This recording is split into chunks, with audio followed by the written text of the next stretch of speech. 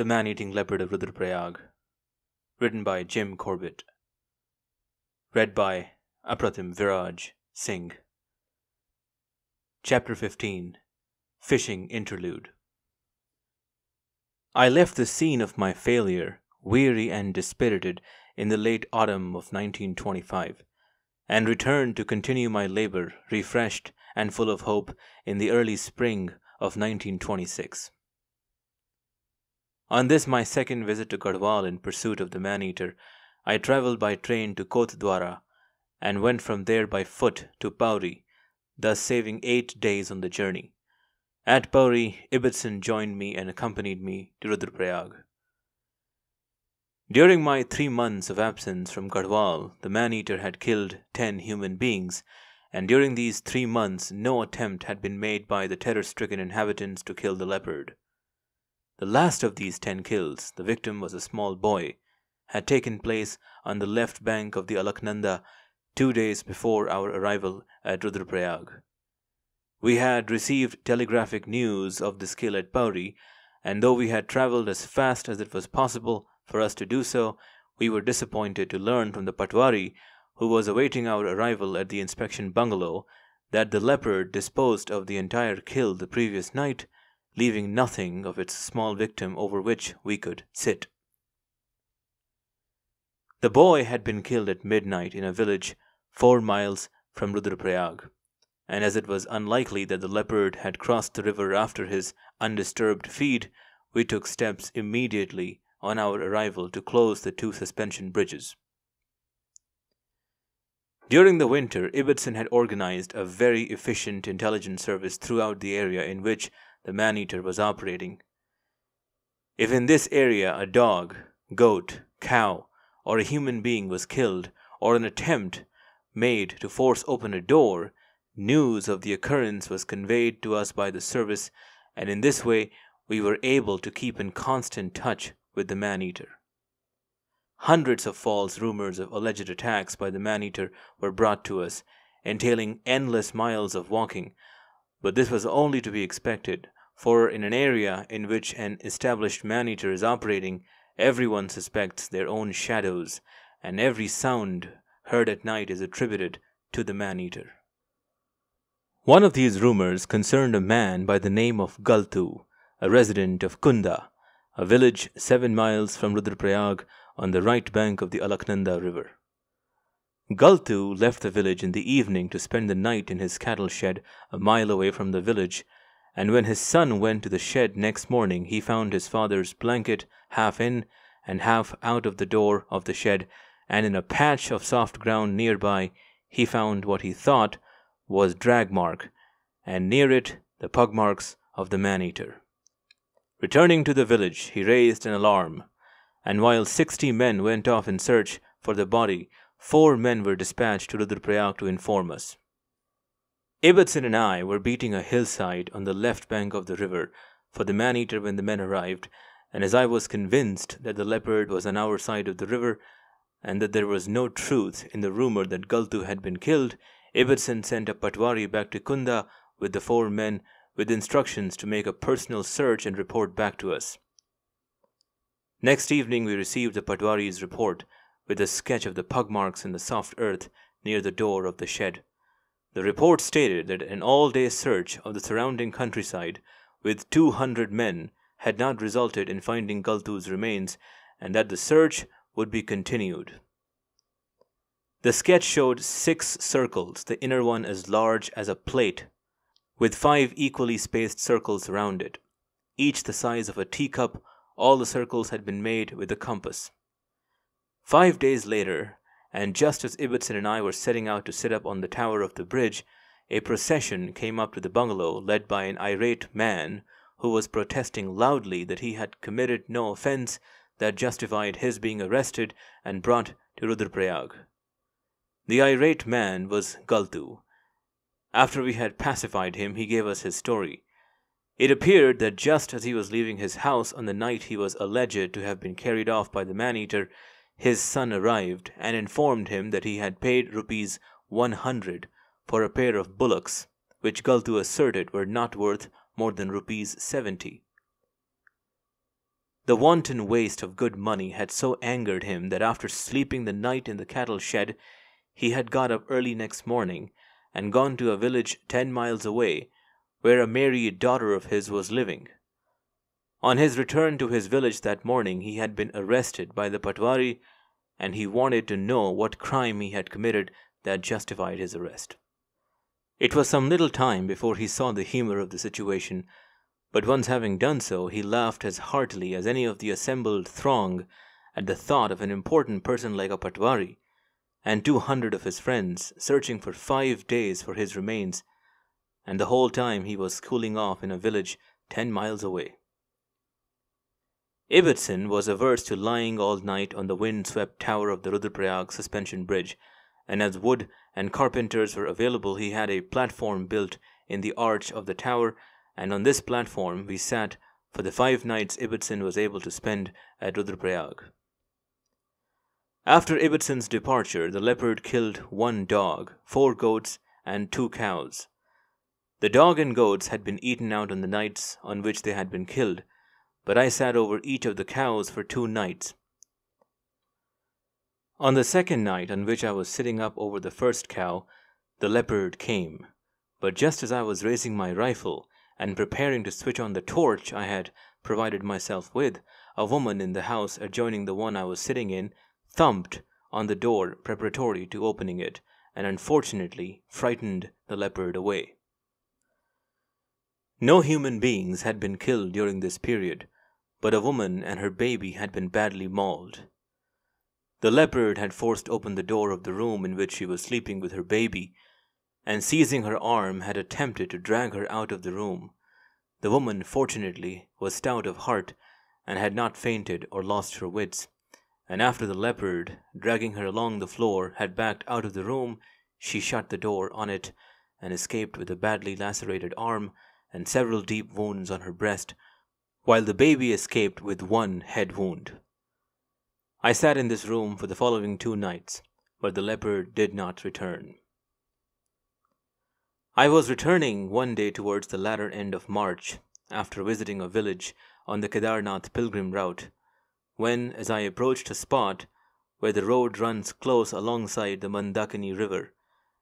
and where there is a waterfall 10 or 12 feet high, I saw a number of men sitting on the rock at the head of the fall on the far side of the river, armed with a triangular net attached to a long bamboo pole.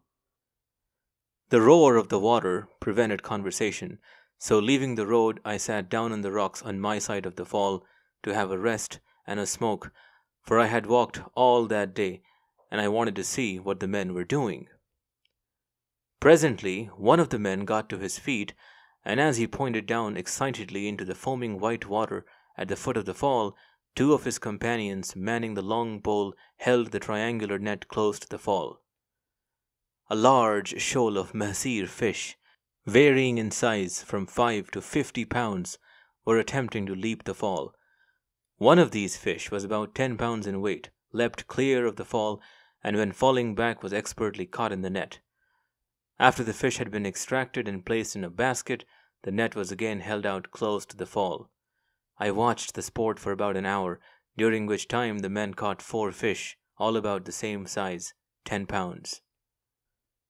On my previous visit to Rudraprayag, I had been informed by the Chowkidar in charge of the inspection bungalow that there was good fishing in the spring before the snow water came down in both the Alaknanda and Mandakini rivers, so I had come armed on this my second visit with a 14-foot split cane salmon rod, a silex reel with 250 yards of line, a few stout traces, and an assortment of homemade brass spoons varying in size from 1 to 2 inches. The following morning, as no news had come in of the man-eater, I set off for the waterfall with my rod and tackle. No fish were leaping the fall as they had been doing the previous day, and the men on the far side of the river were sitting in a group round a small fire, smoking a hookah which was passing from hand to hand. They watched me with great interest. Below the waterfall was a pool 30 to 40 yards wide, flanked on both sides by a wall of rock, and about 200 yards long, 100 yards of which was visible from where I stood at the head of the pool. The water in this beautiful and imposing pool was crystal clear. The rock face at the head of the pool rose sheer up out of the water to a height of 12 feet, and after keeping at this height for 20 yards, sloped gradually upwards to a height of 100 feet. It was not possible to get down to water level anywhere on my side of the pool, nor would it be possible or profitable to follow a fish, assuming that I hooked one, along the bank, for at the top of the high ground there were trees and bushes, and at the tail of the pool the river cascaded down in a foaming torrent to its junction with the Alaknanda.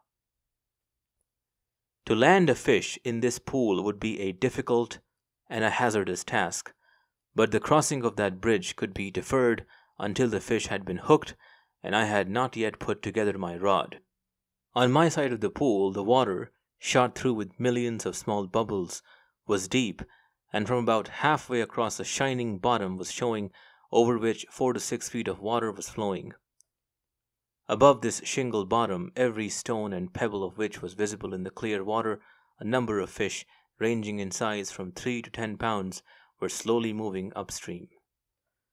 As I watched these fish, standing on the rocks 12 feet above the water, with a 2-inch spoon mounted with a single strong treble hook in my hand, a flight of fingerlings flashed out of the deep water and went skimming over the shingle bottom, hotly pursued by 3 big mahseer.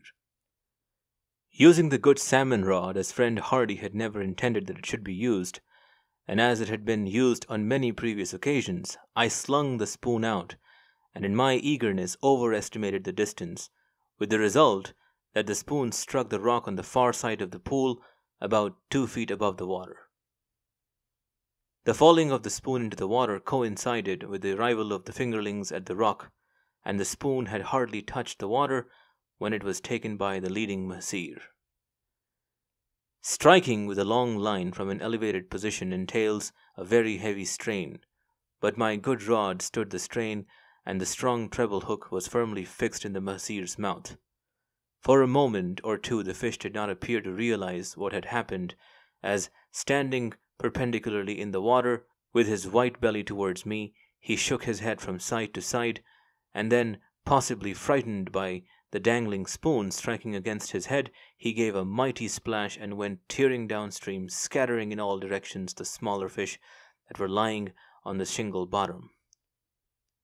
In his first run, the mahseer ripped 100 yards of line off the reel, and after a moment's check carried on for another 50 yards. There was plenty of line still on the reel, but the fish had now gone round the bend and was getting dangerously near the end of the pool. Alternately easing and tightening the strain on the line, I eventually succeeded in turning his head upstream, and having done so, very gently pulled him round the bend into the 100 yards of water I was overlooking. Just below me a projection of rock had formed a backwater, and into this backwater the fish, after half an hour's game fight, permitted himself to be drawn. I had now very definitely reached my bridge, and had just regretfully decided that there was no way of crossing it. The fish would have to be cut adrift, when a shadow fell across the rock beside me. Peering over the rock into the backwater, the new arrival remarked that it was a very big fish, and in the same breath asked what I was going to do about it. When I told him that it would not be possible to draw the fish up the face of the rock, and that therefore the only thing to do was to cut it free, he said, "Wait, Sahib, I will fetch my brother." His brother, a long and lanky stripling with dancing eyes, had quite evidently been cleaning out a cowshed when summoned, so telling him to go upstream and wash himself lest he should slip on the smooth rock, I held counsel with the elder man. Starting from where we were standing, a crack, a few inches wide, ran irregularly down the face of the rock, ending a foot above the water in a ledge some 6 inches wide. The plan we finally agreed on was that the stripling, who presently returned with his arms and legs glistening with water, should go down to the ledge, while the elder brother went down the crack far enough to get hold of the stripling's left hand, while I lay on the rock holding the elder brother's other hand. Before embarking on the plan, I asked the brothers whether they knew how to handle a fish, and whether they could swim, and received the laughing answer that they had handled fish and swum in the river from childhood. The snag in the plan was that I could not hold the rod and at the same time make a link in the chain. However, some risk had to be taken, so I put the rod down and held the line in my hand, and when the brothers had taken up position, I sprawled on the rock and reaching down got hold of the elder brother's hand. Then, very gently, I drew the fish towards the rock, holding the line alternately with my left hand and with my teeth.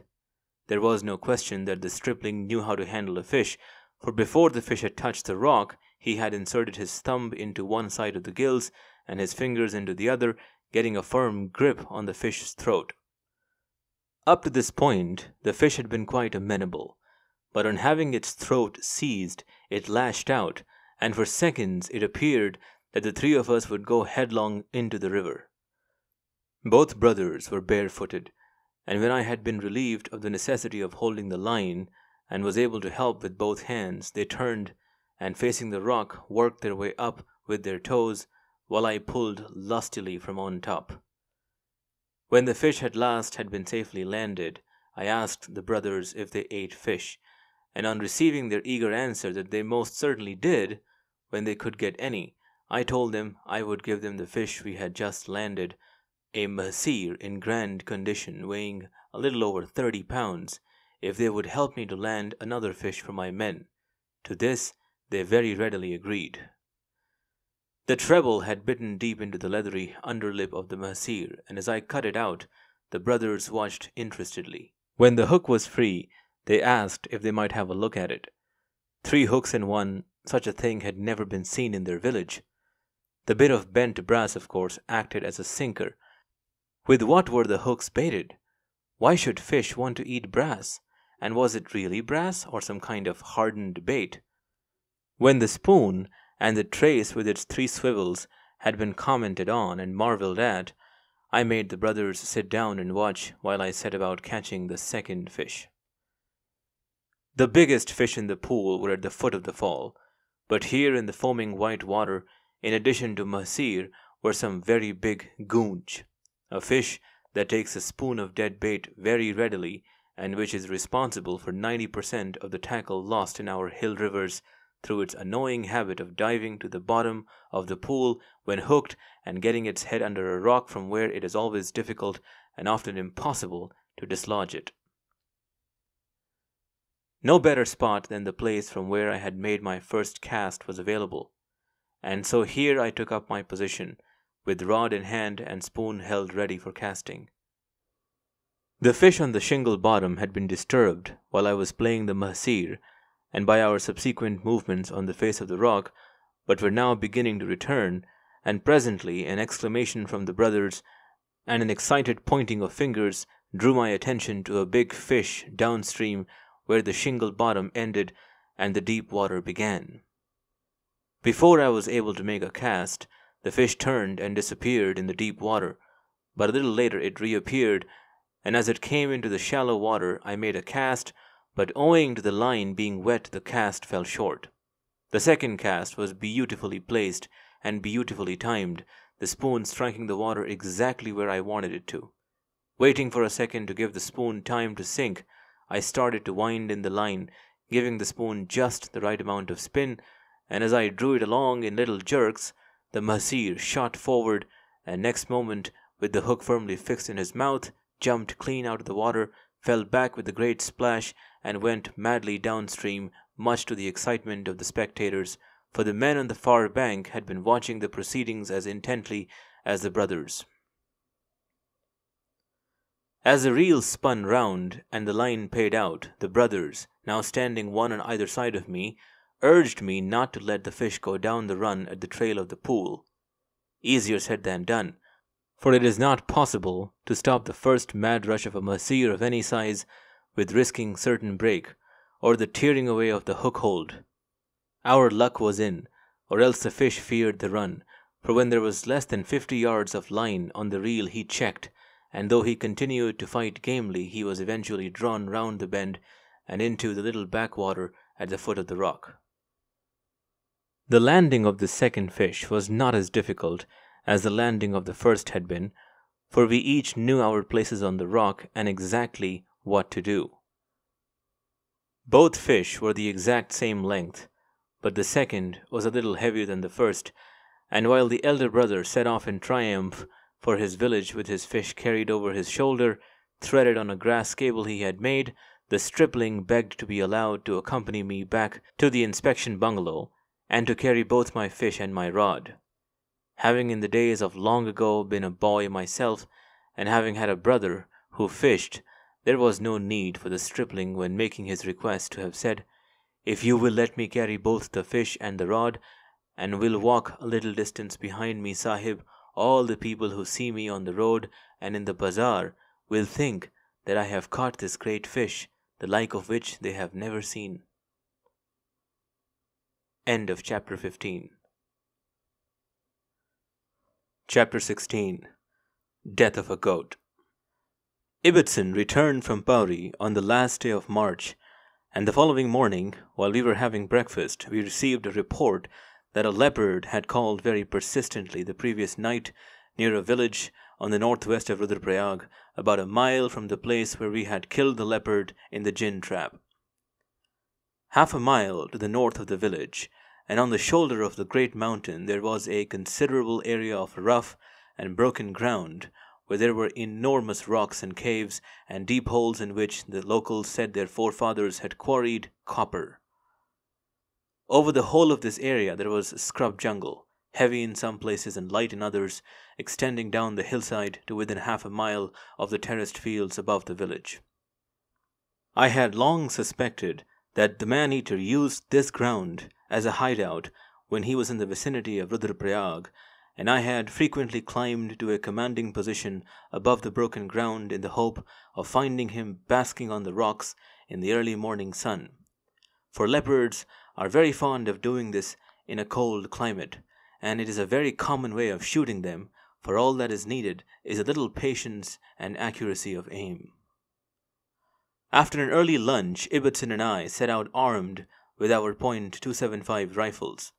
and accompanied by one of Ibbotson's men carrying a short length of rope. At the village, we purchased a young male goat, the leopard having killed all the goats that I had purchased from time to time. From the village, a rough goat track ran straight up the hill to the edge of the broken ground, where it turned left, and after running across the face of the hill for 100 yards, carried on round the shoulder of the mountain. The track, where it ran across the hill, was bordered on the upper side by scattered bushes, and on the steep lower side by short grass. Having tied the goat to a peg firmly driven into the ground at the bend in the track, about 10 yards below the scrub jungle, we went down the hill for 150 yards to where there were some big rocks, behind which we concealed ourselves. The goat was one of the best callers I have ever heard, and while his shrill and piercing bleat continued, there was no necessity for us to watch him, for he had been very securely tied, and there was no possibility of the leopard carrying him away. The sun, a fiery red ball, was a hand's breadth from the snow mountains above Kedarnath when we took up our position behind the rocks, and half an hour later, when we had been in shadow for a few minutes, the goat suddenly stopped calling. Creeping to the side of the rock and looking through a screen of grass, I saw the goat with ears cocked, looking up towards the bushes. As I watched, the goat shook his head and backed to the full length of the rope. The leopard had undoubtedly come, attracted by the calling of the goat, and that he had not pounced before the goat became aware of his presence was proof that he was suspicious. Ibbotson's aim would be more accurate than mine, for his rifle was fitted with a telescopic sight, so I made room for him, and as he lay down and raised his rifle, I whispered to him to examine carefully the bushes in the direction in which the goat was looking, for I felt sure that if the goat could see the leopard, and all the indications were there that it could, Ibbotson should also be able to see it through his powerful telescope. For minutes, Ibbotson kept his eye to the telescope, and then shook his head, laid down the rifle, and made room for me. The goat was standing in exactly the same position in which I had last seen it, and taking directions from it, I fixed the telescope on the same bush at which it was looking. The flicker of an eyelid, or the very least movement of ear or even whiskers, would have been visible through the telescope, but though I also watched for minutes, I could see nothing. When I took my eye away from the telescope, I noted that the light was rapidly fading, and that the goat now showed as a red and white blur on the hillside. We had a long way to go, and waiting longer would be both useless and dangerous. So getting to my feet, I told Ibbotson it was time for us to make a move. Going up to the goat, who from the time he had stopped bleeding had not made a sound, we freed it from the peg, and with the man leading it we set off for the village. The goat quite evidently had never had a rope round its neck before, and objected violently to being led, so I told the man to take the rope off, my experience being that when a goat is freed from having been tied up in the jungle, through fear or for want of companionship, it follows at heel like a dog. This goat, however, had ideas of its own, and no sooner had the man removed the rope from its neck than it turned and ran up the track. It was too good a calling goat to abandon. It had attracted the leopard once, and it might do so again. Moreover, we had only a few hours previously paid good money for it, so we in turn ran up the track in hot pursuit. At the bend, the goat turned to the left, and we lost sight of it. Keeping to the track, as the goat had done, we went to the shoulder of the hill, where a considerable extent of the hill, clothed in short grass, was visible, and as the goat was nowhere in sight, we decided that it had taken a short-cut back to the village and started to retrace our steps. I was leading, and as we got halfway along the 100 yards of track, bordered on the upper side by scattered bushes, and on the steep lower side by short grass, I saw something white on the track in front of me. The light had nearly gone, and on cautiously approaching the white object, I found it was the goat, laid head and tail on the narrow track in the only position in which it could have been laid to prevent it from rolling down the steep hillside. Blood was oozing from its throat, and when I placed my hand on it, the muscles were still twitching.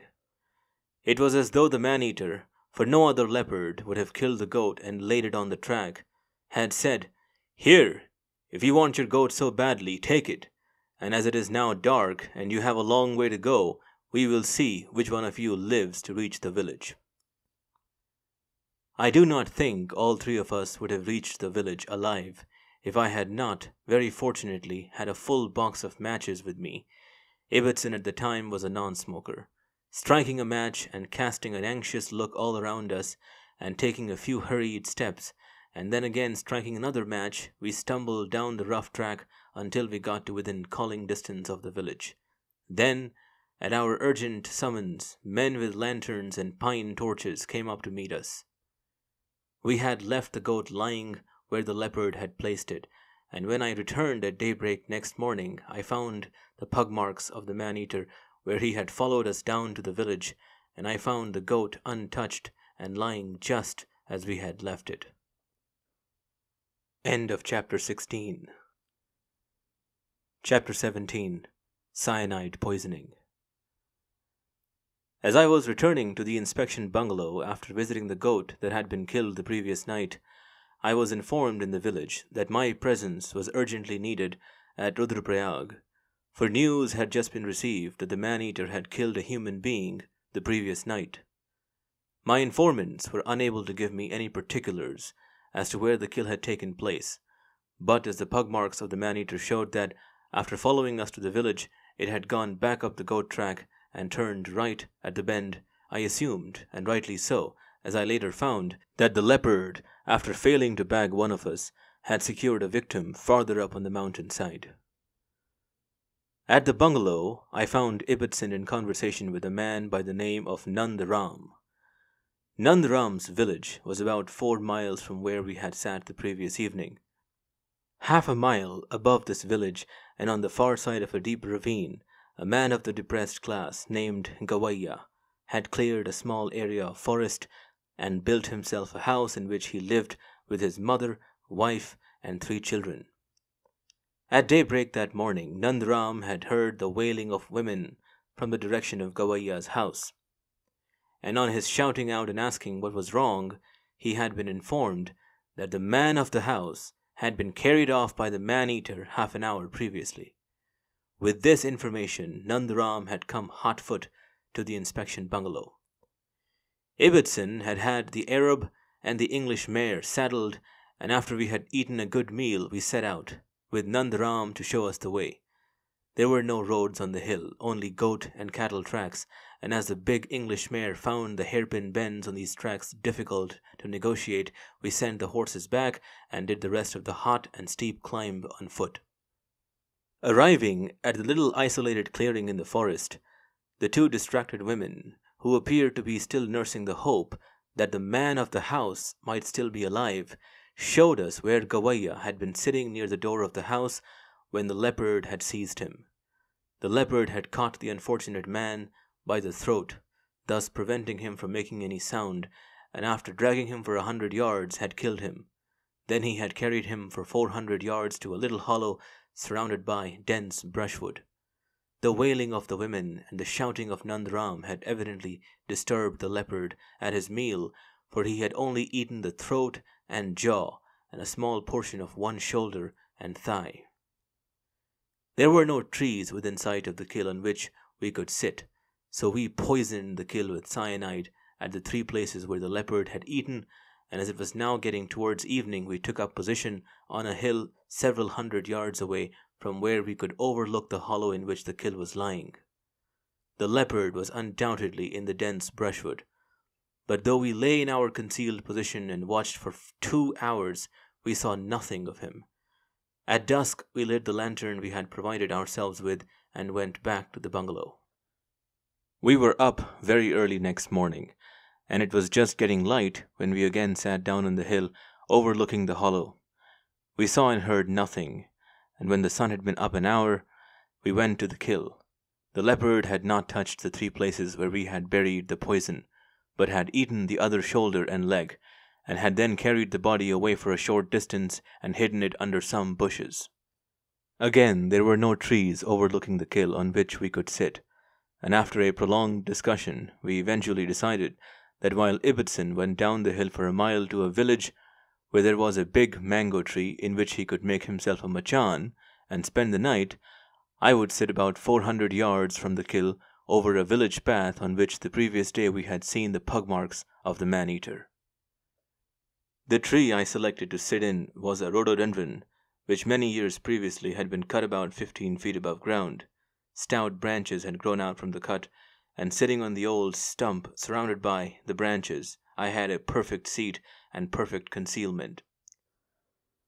Facing me was a steep, well-wooded hill, with a dense undergrowth of bracken and dwarf bamboo. Running across the face of the hill east and west was a well-used footpath. The rhododendron tree was growing about 10 feet below this footpath.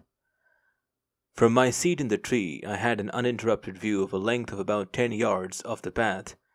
which to my left crossed a ravine and carried on at the same length on the far side, and to my right, and some 300 yards farther on, passed a little below the bushes where the kill was lying. There was no water in the ravine where the path crossed it, but 30 yards lower down, and immediately below, and 3 or 4 yards from the roof of my tree, there were several small pools, the start of a little spring, which lower down became a stream providing drinking water to the villagers and irrigation for their crops. The 10 yards of path, of which I had an uninterrupted view, was joined at right angles by a path coming down the hill from the house 300 yards above me, where Gawaiya had been killed. 30 yards up this path, there was a bend, and from this point a small depression ran down to the lower path. The points where the depression started on the upper path and ended on the lower were not in my view. There was no need for a torch, for it was a brilliant moonlit night, and if the leopard came along the level path, or down the path from the house, as its pug marks showed it had done the previous day, I should get an easy shot at a range of from 20 to 40 feet. I had gone down the hill a short distance with Ibbotson, and then a little before sunset had taken up my position on the tree. A few minutes later, 3 colleague pheasants, a cock and 2 hens, came down the hill, and after drinking at the spring went back the way they had come. On both occasions they had passed under my tree, and that they had not seen me was proof that my hide was a good one. The early part of the night was silent, but at 8 o'clock a cocker started barking in the direction of the kill. The leopard had arrived, and I was convinced he had not gone to the kill along either of the paths I was watching. After barking for a few minutes, the cocker stopped, and thereafter the night was again silent up to 10 o'clock, when the cocker started barking again. The leopard had been at the kill for 2 hours, sufficient time for him to have had a good meal and for him to have poisoned himself several times over. And there was a good chance of his having done so, for on the second night the kill had been very effectively poisoned, the cyanide having been buried deep in the victim's flesh. Without closing an eye, I sat watching the hill in front of me, where the moonlight was so brilliant that I could clearly see every blade of grass, and then at 2 a.m. I heard the leopard coming down the path from the direction of the house. I had scattered dry leaves on this path, and also on the lower path, with the object of getting some warning of the leopard's approach, and that he was now walking carelessly over these leaves and not making any attempt at silence filled me with hope, though I expected within the next few seconds to put a bullet into him, that all was not well with him. At the bend in the path, the leopard made a short pause, and then leaving the path entered a little depression and followed it down to the lower path, on reaching which he again paused. I had sat without movement for hours with my hands on the rifle lying across my knees, and as I was convinced that he would come along the path, I decided to let him pass in front of me, and when there was no longer any danger of his seeing the movement, raised the rifle to my shoulder and hit him where I wanted to. For seconds I watched the path, expecting to see his head appear from behind the screen of branches, and then, when tension was becoming unbearable, I heard him jump down off the path and come diagonally across the hill towards my tree. For a moment I thought he had in some mysterious way become aware of my presence on the tree, and not liking the flavor of his last kill was intent on securing another human victim. His object, however, in leaving the path was not to try to get at me, but to take a shortcut down to the spring, for he passed the foot of the tree without a pause, and next second I heard him eagerly and noisily lapping water from the spring. From the leopard's behavior on the hill, and from the way he was now drinking, I was convinced he had poisoned himself, but not having had any previous experience of the effect of cyanide, I did not know how long the poison would take to act. For 10 minutes after the leopard had stopped drinking, and just as I was beginning to hope that he had died at the spring, I heard him going up the hill on the far side of the ravine, all sound ceasing when he regained the path which carried on round the shoulder of the hill. At no time, either when the leopard was coming down the path, coming down the depression, or coming across the hill to the foot of my tree, or when drinking, or going up the hill on the far side of the ravine, had I seen him, for either by accident or intent he had kept under cover to which not a glint of moonlight had penetrated. There was now no hope of my getting a shot, but this was not of much account if the poison was as potent as the doctor in Nainital had claimed that it was. I sat on for the rest of the night, watching the path and listening for sounds. When daylight broke, Ibbotson returned, and while we brewed ourselves a very welcoming cup of tea, I told him of the night's happenings. On visiting the kill, we found that the leopard had eaten the leg, from which he had taken a small portion 2 nights previously, and in which we had buried a full dose of poison, and that he had in addition eaten 2 other doses of poison, one from the left shoulder and the other from the back. It was now necessary to make a search for the leopard, and for this purpose the Patwari, who had returned with Ibbotson, set off to collect men. At about midday the Patwari returned with 200 men, and with these we made a line and beat the whole side of the hill in the direction in which the leopard had gone. half a mile from where the leopard had quenched his thirst, and in the direct line in which I had heard him going away, there were some big rocks, at the foot of which there was a cave extending far into the hill. The cave had an opening large enough to admit a leopard. Near the mouth of this cave, the leopard had scratched up the ground and rid himself of his victim's toes, which he had swallowed whole. Willing hands brought down loose stones from the hillside,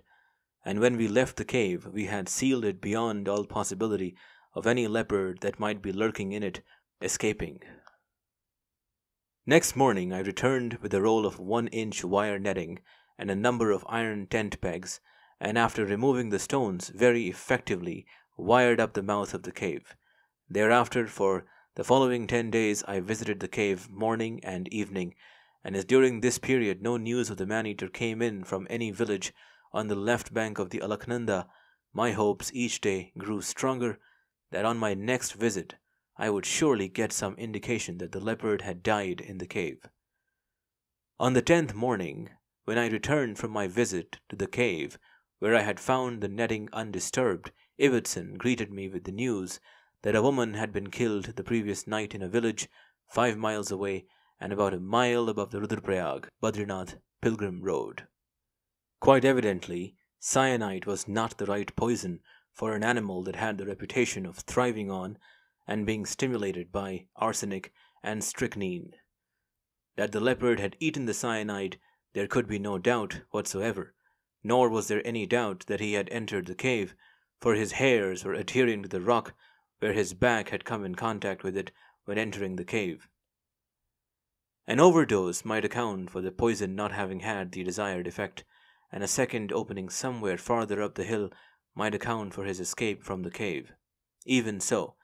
it was no longer any matter of surprise to me, who had only been acquainted with the leopard for a few short months,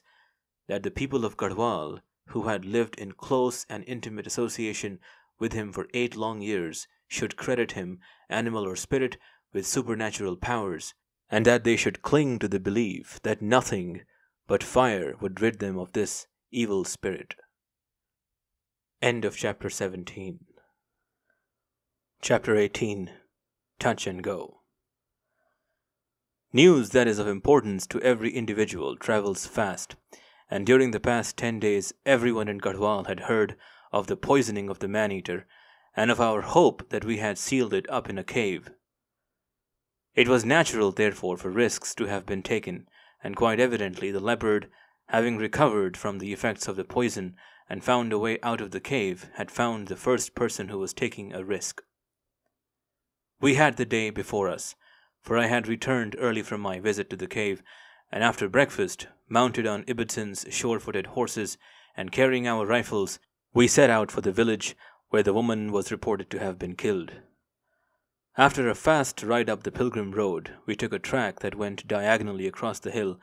and a mile along this track, where the path from the village joined it, there were signs of a struggle and a big pool of blood. The headmen and relatives of the victim were waiting for us at the village, and they showed us where the leopard had seized the woman as she was in the act of closing the door of her house behind her.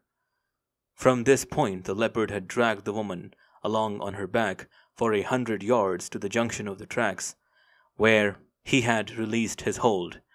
and after a violent struggle had killed her. The people in the village had heard the woman's screams as she was being dragged along the ground, and as she was struggling for her life with the leopard, but had been too frightened to render any help. When the woman was dead, the leopard had picked her up and carried her over some wasteland, across an open ravine 100 yards wide, and up the hill on the far side for another 200 yards. There were no drag marks, but the blood trail was easy to follow, and it led us to a flat bit of ground 4 feet wide and 20 feet long. On the upper side of this narrow strip of ground there was a perpendicular bank, 8 feet high, with a stunted medlar tree growing on it, and on the lower side of the narrow strip the hill fell steeply away, and growing on it was a wild rose bush, which had reached up and smothered the medlar tree. Lying huddled up between the steep bank and the rose bush, with her head against the bank, with every vestige of clothing stripped from her, and with her naked body flecked with white rose petals that had fallen from above, was the kill, an old, grey-haired lady, 70 years of age. For this pitiful kill the leopard would have to pay with his life, and after a short council of war, Ibbotson, leading the spare horse, returned to Rudraprayag for the things we needed, while I set off with my rifle to see whether it was possible to make contact with the man-eater in daylight. This part of the country was new to me, and the first thing to do was to reconnoitre the ground. I had already noted, while at the village, that the hill went steeply up from the ravine to a height of 4,000 to 5,000 feet, and that about 2,000 feet of the top of the hill was clothed with dense oak and pine forest, below which was an open stretch of short grass about half a mile wide, and that below the grass was scrub jungle. Keeping now to the edge of the grass and scrub jungle, I went round the shoulder of the hill and found in front of me a wide depression extending for half a mile down to the pilgrim road, and evidently caused in the days of long ago by a landslide. Beyond this depression, which was about 100 yards wide at the upper end and about 300 yards wide where it met the road, the ground was open. The ground in the depression was damp, and growing on this damp ground were a number of big trees, and under the tree a dense growth of scrub jungle. At the upper end of the depression was a cliff of overhanging rock, varying in height from 20 to 40 feet, and about 100 yards long. Halfway along the cliff was a deep cleft, a few feet wide, down which a tiny stream was trickling. Above the rocks was a narrow belt of scrub jungle, and above that again open grassland. I had reconnoitred the ground with care, for I did not want the leopard, which I was convinced was lying up in the depression, to be aware of my presence before it suited me. It was now necessary to find approximately where the leopard was most likely to be lying up, and to gain this information I went back to the kill. We had been told in the village that it had got light shortly after the woman had been killed, and as it must have taken the leopard some little time to effect the kill,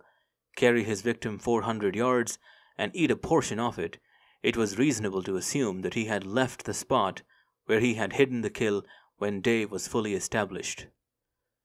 The hill on which the kill was lying was in full view of the village,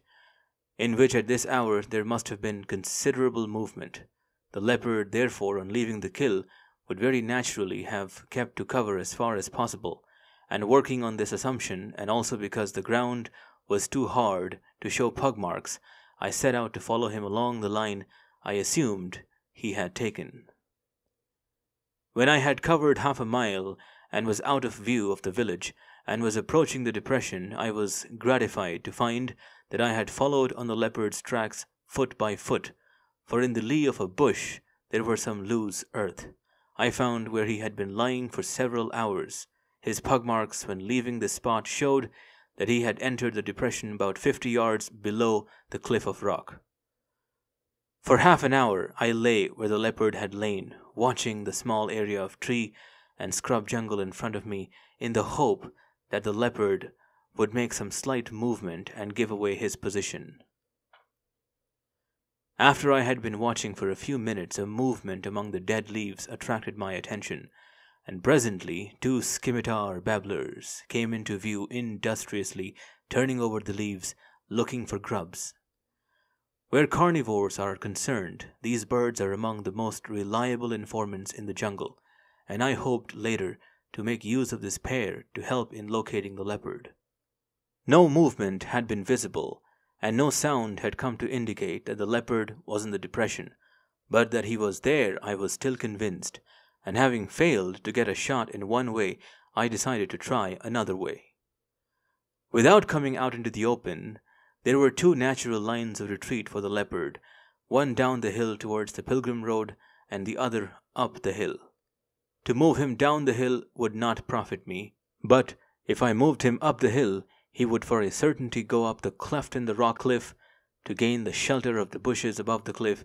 and while he was doing so, there was a reasonable chance of my getting a shot. Entering the depression a little below where I thought the leopard was, I started to zigzag very slowly across it, gaining a few feet in height at each turn.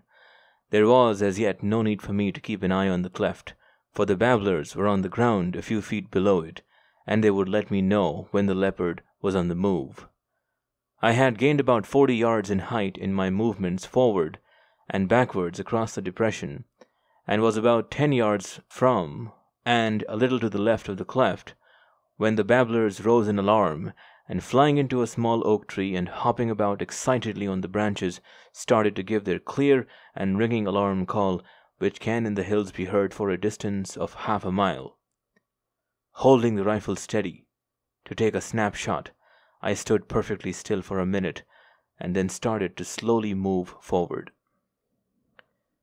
The ground here was wet and slippery, and with my eyes fixed on the cleft, I had only taken 2 steps when my rubber-soled shoes slipped on the wet surface, and while I was endeavoring to regain my balance, the leopard sprang up the cleft and in the bushes above put a covey of Kalig pheasants, which came sailing down over my head. My second attempt had failed, and though it would have been quite easy for me to have moved the leopard back to where he had started from, it would have been of no use for me to do so, for from above the cleft in the rock was not visible until one was right up to it, and long before I gained the position the leopard would have been far down the depression. Ibbotson and I had arranged to meet in the open ravine at 2 p.m., and a little before that hour he returned from Rudraprayag, accompanied by several men carrying the things he had gone to fetch. These consisted of food and drink in the way of tea, our old friend the Petromax lamp, which on this occasion I decided to carry it myself if the necessity arose, and 2 spare rifles and ammunition, plus my fishing rod, a liberal supply of cyanide, and the gin trap. Sitting in the ravine by a clear stream of water, we had our lunch and brewed ourselves cups of tea, and then went over to the kill.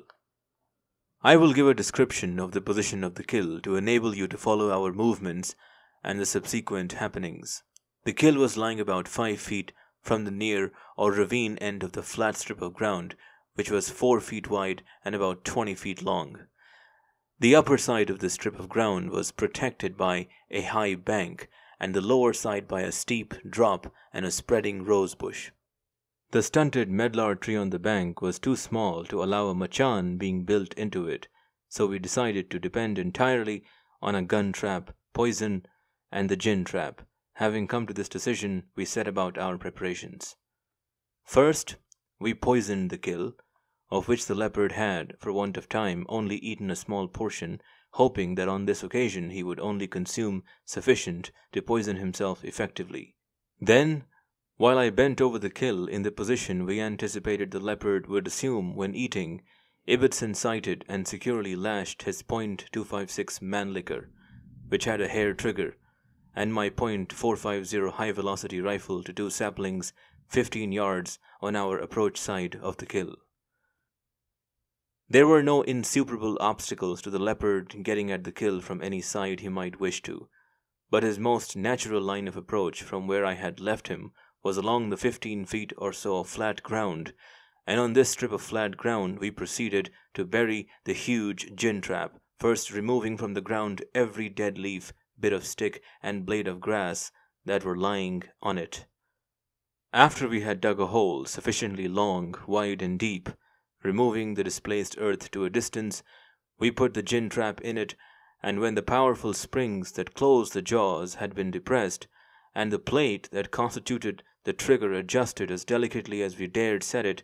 we covered the whole trap with a layer of green leaves, over which we sprinkled earth and blades of grass in the position we had found them. So carefully had the trap been set in the ground that we who had set it found it difficult to determine its exact position. My fishing reel was now produced, and one end of the dressed silk line was tied to the trigger of one rifle, looped round the butt end, and taken to within 10 feet of the kill, from where it was taken back, looped round the butt end of the second rifle, and tied to the trigger. The line was then cut, much to my regret, for it was a new and a very good line, and after the end had been tied round the woman's waist, the line was passed through the loop, the lines to the triggers pulled taut, and a secure knot was tied, the line was then cut for the second time. As we cast a final look over our handiwork, which appeared to us as very good, it struck us that if the leopard was to wander round and approach the kill from our side, and not from the side we expected him to come, he might avoid both the guns and the gin trap, and to prevent his doing so we sent to the village for a crowbar, while we cut 5 thorn bushes from some little distance away.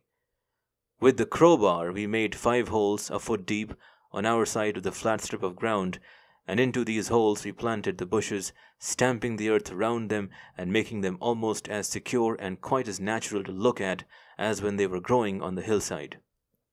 We were now quite satisfied that no animal bigger than a rat could approach the kill and eat any portion of it without meeting death in one form or another, so throwing off the safety catches of the rifles, we returned to the village. 50 yards from the village, and close to where we had on our arrival found the pool of blood, there was a big wide-spreading mango tree. In this tree we made a machan from planks procured from the village, and on it we piled a lot of sweet-smelling rice straw, for it was our intention to spend the night on it in anticipation of having to finish off the leopard if he was caught in the gin trap. Near sundown we took our position on the machan, which was long enough for us to lie on at length and wide enough for us to lie side by side. The distance from the machan to the kill across the ravine was 200 yards, and the kill was on a higher level than the machan by about 100 feet. Ibbotson feared that his aim with the telescopic sight fitted to his rifle would not be quite accurate, so while he took a pair of powerful field glasses from their case, I loaded my .275 rifle. Our plan was that while Ibbotson concentrated on the portion of the hill along which we expected the leopard to come, I would keep a general lookout all over the hill, and if we saw the leopard, I would risk taking a shot, even if the shot had to be taken at the extreme range to which my rifle was sighted, which was about 300 yards. While Ibbotson dozed, I smoked and watched the shadows cast by the hills in the west slowly creep up the hill in front of us, and when the rays from the setting sun were gliding the crest of the hill red, Ibbotson awoke and picked up his field glasses, and I picked up my rifle, for the time had now come when we could expect the leopard to make his appearance. There was still some 45 minutes of daylight left, and during the time we intently scanned, I with the pair of eyes that few are blessed with, and Ibbotson with his field glasses, every foot of the considerable expanse of hill visible from our machan, without seeing the movement of a bird or an animal. When there was no longer sufficient light to shoot by, I put down my rifle, and a little later Ibbotson returned his field glasses to their case. 1 chance of killing the leopard had gone, but there were still 3 chances left, so we were not unduly depressed. Shortly after dark, the rain came on, and I whispered to Ibbotson that I feared it would prove our undoing, for if the additional weight of rainwater on the delicately set gin trap did not set it off, the contracting of the fishing line, due to getting wet, no matter how slight it might be, would to a certainty fire off his hair-trigger rifle. Some time later, and while it was still raining, Ibbotson asked me what time it was. I had a luminous wristwatch, and I had just told him it was 7:45 when a succession of savage and angry roars came from the direction of the kill. The leopard, the much-famed man-eating leopard of Rudraprayag, was at long last in the gin trap. Ibbotson took a flying leap from the machan, while I swung down from a branch, and that neither of us broke limbs in the descent can only be attributed to luck. The Petromax lamp hidden in a nearby yam field was found, and while Ibbotson proceeded to light it, I gave expression to my fears and doubts, and admittedly I deserved Ibbotson's rejoinder.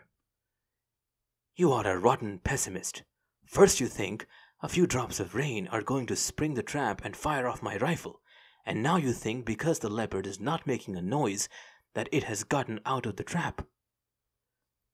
That was just what I was thinking, and fearing, for on that other occasion when we had trapped a leopard, it had roared and growled continuously whereas this one, after that one expression of rage which had brought us tumbling out of the machan, had been ominously silent. Ibbotson is an expert with all makes of lamps, and in a very short time he had the Petromax lamp lit and pumped up, and throwing our doubts to the winds, for even Ibbotson was by now beginning to suspect the silence, we set off over the rough ground as hard as we could go, circling wide to avoid the fishing lines and a possible angry leopard, and approached the kill from above. When we got to the high bank and looked down, we saw the hole in the ground, but no gin trap. Just as our hopes were bounding up, the brilliant light of the Petromax revealed the trap, with its jaws closed and empty 10 yards down the hillside. The kill was no longer lying with its head against the bank, and a glance revealed that a considerable portion of it had been eaten. Our thoughts were too bitter to give expression to as we went back to the mango tree and climbed into the machan. There was no longer any need for us to keep awake, so heaping some of the straw over ourselves, for we had no bedding and the night was cold, we went to sleep. At the first streak of dawn, a fire was built near the mango tree, and water was heated, and after we had drunk several cups of tea and warmed ourselves at the fire, we set off for the kill, accompanied by the Patwari and several of Ibbotson's and my men, together with a number of men from the village. I mentioned the fact that there were 2 of us, and that we had the Patwari and a number of men with us, for had I been alone, I would have hesitated to relate what I am now going to tell you. Fiend or animal, had the slayer of the old woman been present and watched our overnight preparations, it would even then have been difficult to understand how it had, on a dark and rainy night, avoided capture of death in one form or another. The rain, though light, had been sufficient to soften the ground, and we were able to reconstruct and to follow his every movement of the previous night. The leopard had come from the direction in which we had expected him to come, and on arrival at the flat strip of ground had skirted round and below it, and had then approached the kill from the side where we had firmly planted the thorn bushes. 3 of these bushes he had pulled up, making a sufficient wide gap to go through, and then, getting hold of the kill, he had drawn it a foot or so towards the rifles, thus slackening off the fishing lines, and having done this he had started to eat, avoiding while doing so contact with the fishing line that was tied round the woman's body. We had not thought it necessary to poison either the head or the neck. These he had eaten first, and then, very carefully, he had eaten all that portion of the body between the many doses of poison we had inserted in many different places. After satisfying his hunger, the leopard had left the kill with the intention of seeking shelter from the rain, and while he was doing so, what I feared would actually happen, happened.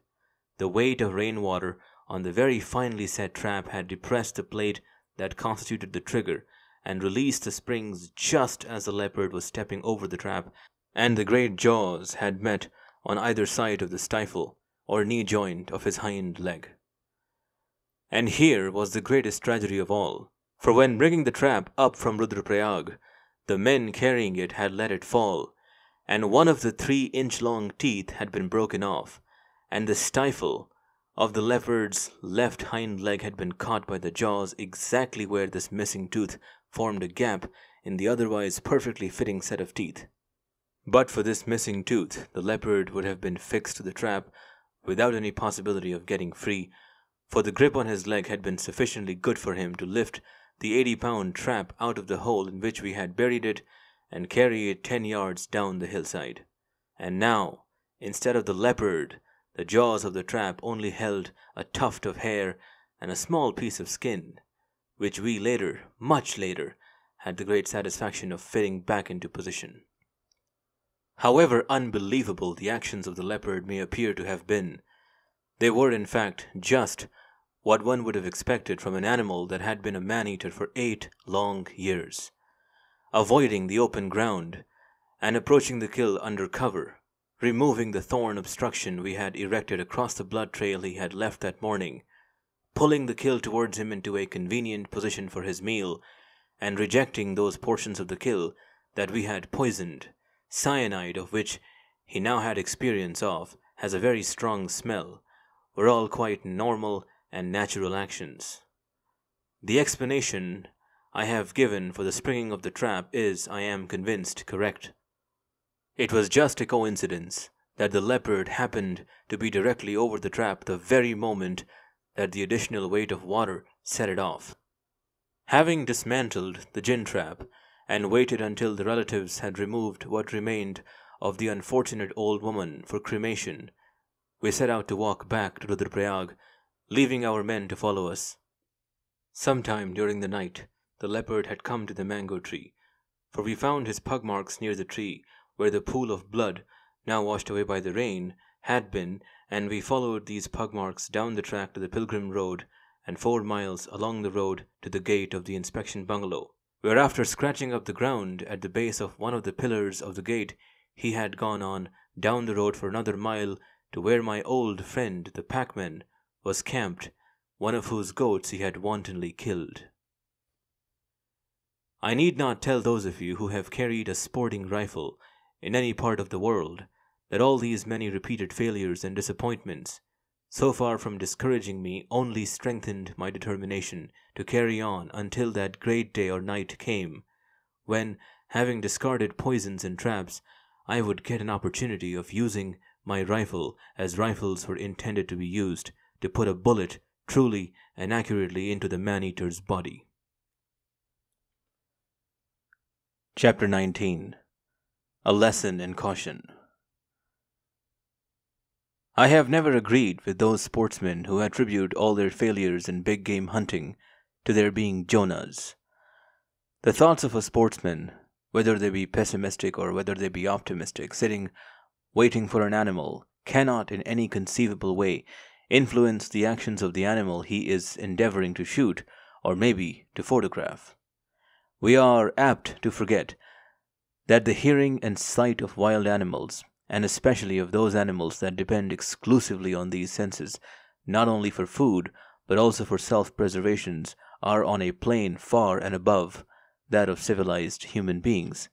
and that there is no justification for us to assume that because we cannot see or hear the movements of our prospective quarry, our quarry cannot hear or see our movements. A wrong estimation of the intelligence of animals and the inability to sit without making any sound or movement for the required length of time is the cause of all failures when sitting up for animals. As an example of the acute sense of hearing of carnivores, and the care it is necessary to exercise when contact with one of them is desired, I will relate one of my recent experiences.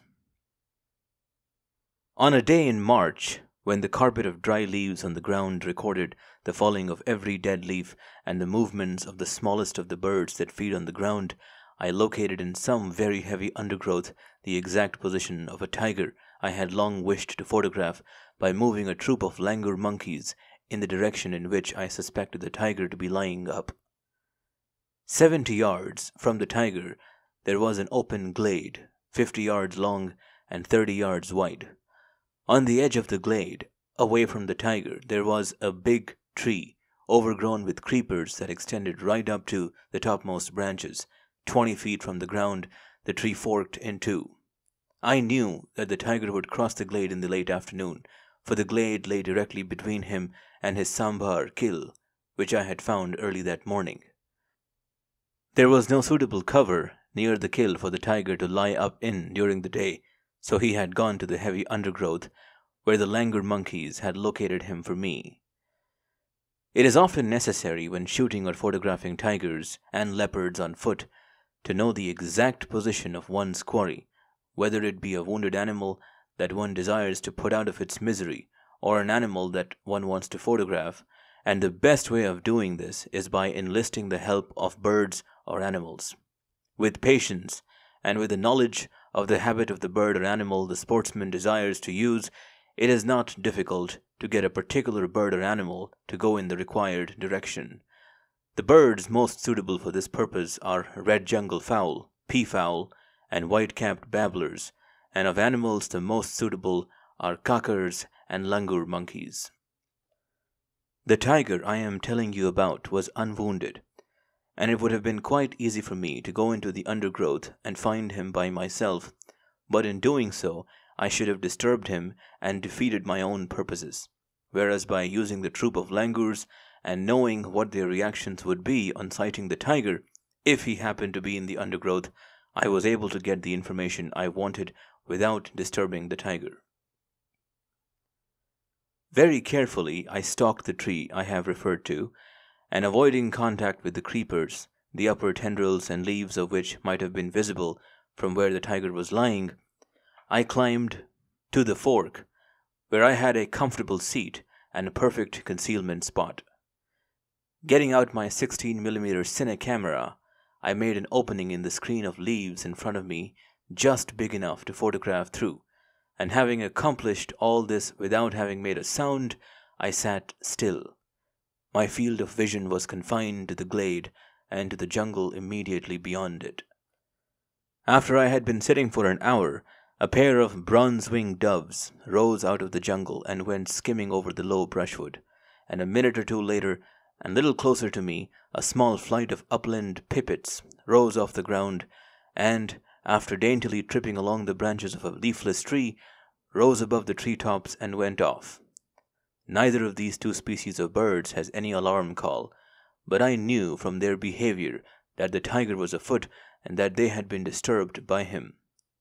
Minutes later, I was slowly turning my eyes from left to right, scanning every foot of ground visible to me, when my eyes came to rest on a small, white object, possibly an inch or two square, immediately in front of me and about 10 feet from the edge of the glade. Focusing my eyes on this stationary object for a little while, I then continued to scan the bushes to the limit of my field of vision to the right and then back again to the white object. I was now convinced that this object had not been where it was for more than a minute or two before I had first caught sight of it, and that it could not be anything other than a white mark on the tiger's face. Quite evidently, the tiger had heard me when I was approaching or climbing the tree, though I had done this in thin rubber shoes without making, as far as I was aware of, any sound, and when the time had come for him to go for his kill, he had stalked, for a distance of 70 yards over dry leaves, the spot he had pinpointed as the source of some suspicious sound. After lying for half an hour without making any movement, he stood up, stretched himself, yawned, and satisfied that he had nothing to fear, walked out into the open glade. Here he stood, turning his head first to the right and then to the left, and then crossed the glade, passing right under my tree on his way to his kill. When in my wanderings through the jungles I see the machans that have been put up for the purpose of shooting carnivores,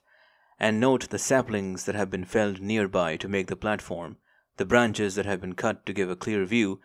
and see the litter and debris lying about, and consider the talking and noise that must have accompanied these operations, I am not surprised when I hear people say that they have sat up hundreds of times for tigers and leopards without ever having seen one of these animals, and attribute their failures to their being Jonahs. Our failure to bag the man-eater up to that date was not due to our having done anything we should not have done, or left undone anything we should have done. It could only be attributed to sheer bad luck. Bad luck that had prevented me receiving the electric light in time, that had given Ibbotson cramps in both legs, that had made the leopard eat an overdose of cyanide, and finally that had made the men drop the gin trap and break the one tooth that mattered. So when Ibbotson returned to Pauri, after our failure to kill the leopard over the body of his 70-year-old victim, I was full of hope, for I considered my chances of shooting the leopard as good as they were on the first day I arrived at Rudraprayag, and in fact better than they had been then, for now I knew the capabilities of the animal I had to deal with. One thing was causing me a lot of uneasiness and much heart-searching, and that was confining the man-eater to one bank of the river. However I looked at it, it did not appear to be right that the people on the left bank of the Alaknanda should be exposed to attacks by the leopard, while the people on the right bank were free from the risk of such attacks. Including the boy killed 2 days before our arrival, 3 people had recently lost their lives on the left bank, and others might meet with the like fate. And yet, to open the 2 ridges and let the leopard cross over to the right bank would add 100-fold to my difficulties, which were already considerable, and would not benefit Garhwal as a whole, for the lives of the people on the right bank of the river were just as valuable as the lives of the people on the left bank. So, very reluctantly, I decided to keep the bridges closed. And here I should like to pay my tribute to the people, numbering many thousands, living on the left bank of the river, who, knowing that the closing of the bridges was confining the activities of the dread man-eater to their area, never once, during the months I closed the bridges, removed the barriers themselves or asked me to do so. Having decided to keep the bridges closed, I sent a man to warn the villagers of their danger, and myself carried the warning to as many villages as time and my ability to walk permitted of my doing. No one whom I talked with on the roads and in the villages ever expressed one word of resentment at the leopard having been confined to their area, and everywhere I went I was offered hospitality and speeded on my way with blessings, and I was greatly encouraged by the assurances from both men and women, who did not know but what they might be the man-eater's next victim, that it was no matter for regret that the leopard had not died yesterday, for surely it would die today or maybe tomorrow. Chapter 20. A Wild Boar Hunt. The old packman had arrived at the thorn enclosure late the previous evening. He was packing salt and gur from the bazaar at Haridwar to the villages beyond Badrinath, and as his flock of sheep and goats was heavily laden, and the last march had been a long one, he had arrived too late at the thorn enclosure to repair the weak places in it, with the result that several of the goats had strayed out of the enclosure, and one of them the leopard had killed close to the road during the early hours of the morning. The barking of his dogs had awakened him, and when it got light he saw his best goat, a beautiful steel-grey animal, nearly as large as a Shetland pony, lying dead near the road, wantonly killed by the man-eater. The behavior of the man-eater during the previous night showed the extent to which the habits of a leopard change when it has become a man-eater, and has lived in close association with human beings over a long period of years. It was reasonable to assume that the man-eater had received a great shock and a great fright by being caught in the gin trap, his having carried the heavy trap for 10 yards, and the angry way in which he had roared were in fact proof of this. And one would have expected him, the moment he got out of the trap, to have retired to some secluded spot as far removed from human habitation as possible, and to have remained there until he was again hungry, which he would not be for several days. But so far from doing this, he had quite evidently remained in the vicinity of the kill, and after watching us climb into the machan and giving us time to go to sleep, had come to investigate. Fortunately for us, Ibbotson had taken the precaution to protect the machan by putting wire netting all around it, for it is not an unheard of thing for man-eating leopards to kill people who are sitting up trying to shoot them. At the present time, there is a man-eating leopard in the central provinces that has, at different times, killed and eaten 4 Indian sportsmen who were trying to shoot him. Up to the time I last heard of this animal, he had killed 40 human beings, and owing to his habit of eating his would-be slayers, he was living a very peaceful and undisturbed life, varying his human diet with game and domestic animals. After his visit to the mango tree, our man-eater went along the village path to its junction with the track. Here, where we had found the pool of blood, he had turned to the right and gone down the track for a mile, and then along the pilgrim road for another 4 miles, and into the most densely populated part of the area in which he was operating. On arrival at Rudraprayag, he had gone through the main street of the bazaar, and half a mile further on had scratched up the ground at the gate of the inspection bungalow. The rain of the previous night had softened the clay surface of the road, and on the clay the pug marks of the leopard showed up clearly, and from them it was possible to see that the leopard's encounter with the gin trap had not resulted in injury to any of his limbs. After breakfast, I took up the tracks at the gate and followed them to the packman's camp. From a bend in the road, 100 yards from the camp, the leopard had caught sight of the goats that had strayed from the enclosure, and crossing from the outer to the inner edge of the road, and creeping along under shelter of the hill, he had stalked the grazing animals, and, after killing the steel grey goat, but without even troubling to drink its blood, had returned to the road. In the thorn enclosure, guarding the dead goat and the neatly stacked pile of packs, were the packman's 2 sheepdogs, tethered to stout pegs with short lengths of heavy chain. These big, black and powerful dogs that are used by packmen throughout our hills are not accredited sheepdogs in the same sense that sheepdogs in Great Britain and in Europe are. On the march, the dogs keep close to heel, and their duties, which they perform very efficiently, start when camp is made. At night, they guard the camp against wild animals. I have known 2 of them to kill a leopard. And during the day, and while the packmen are away grazing the flock, they guard the camp against all intruders. A case is on record of one of these dogs having killed a man who was attempting to remove a pack from the camp it had been left to guard. I picked up the tracks of the leopard, where he returned to the road after killing the goat, and followed them through Gulabrai and for a mile farther on to where a deep ravine crosses the road up which he had gone. The distance the leopard had covered from the mango tree to the ravine was about 8 miles. This long and seemingly aimless walk away from a kill was in itself a thing no ordinary leopard would under any circumstances have undertaken, nor would an ordinary leopard have killed a goat when he was not hungry. A quarter of a mile beyond the ravine, the old packman was sitting on a rock by the side of the road, spinning wool and watching his flock, which were grazing on the open hillside. When he had dropped his spinning stick and wool into the capacious pocket in his blanket robe and accepted a cigarette, he asked if I had come past his camp. When I told him I had done so, and that I had seen what the evil spirit had done,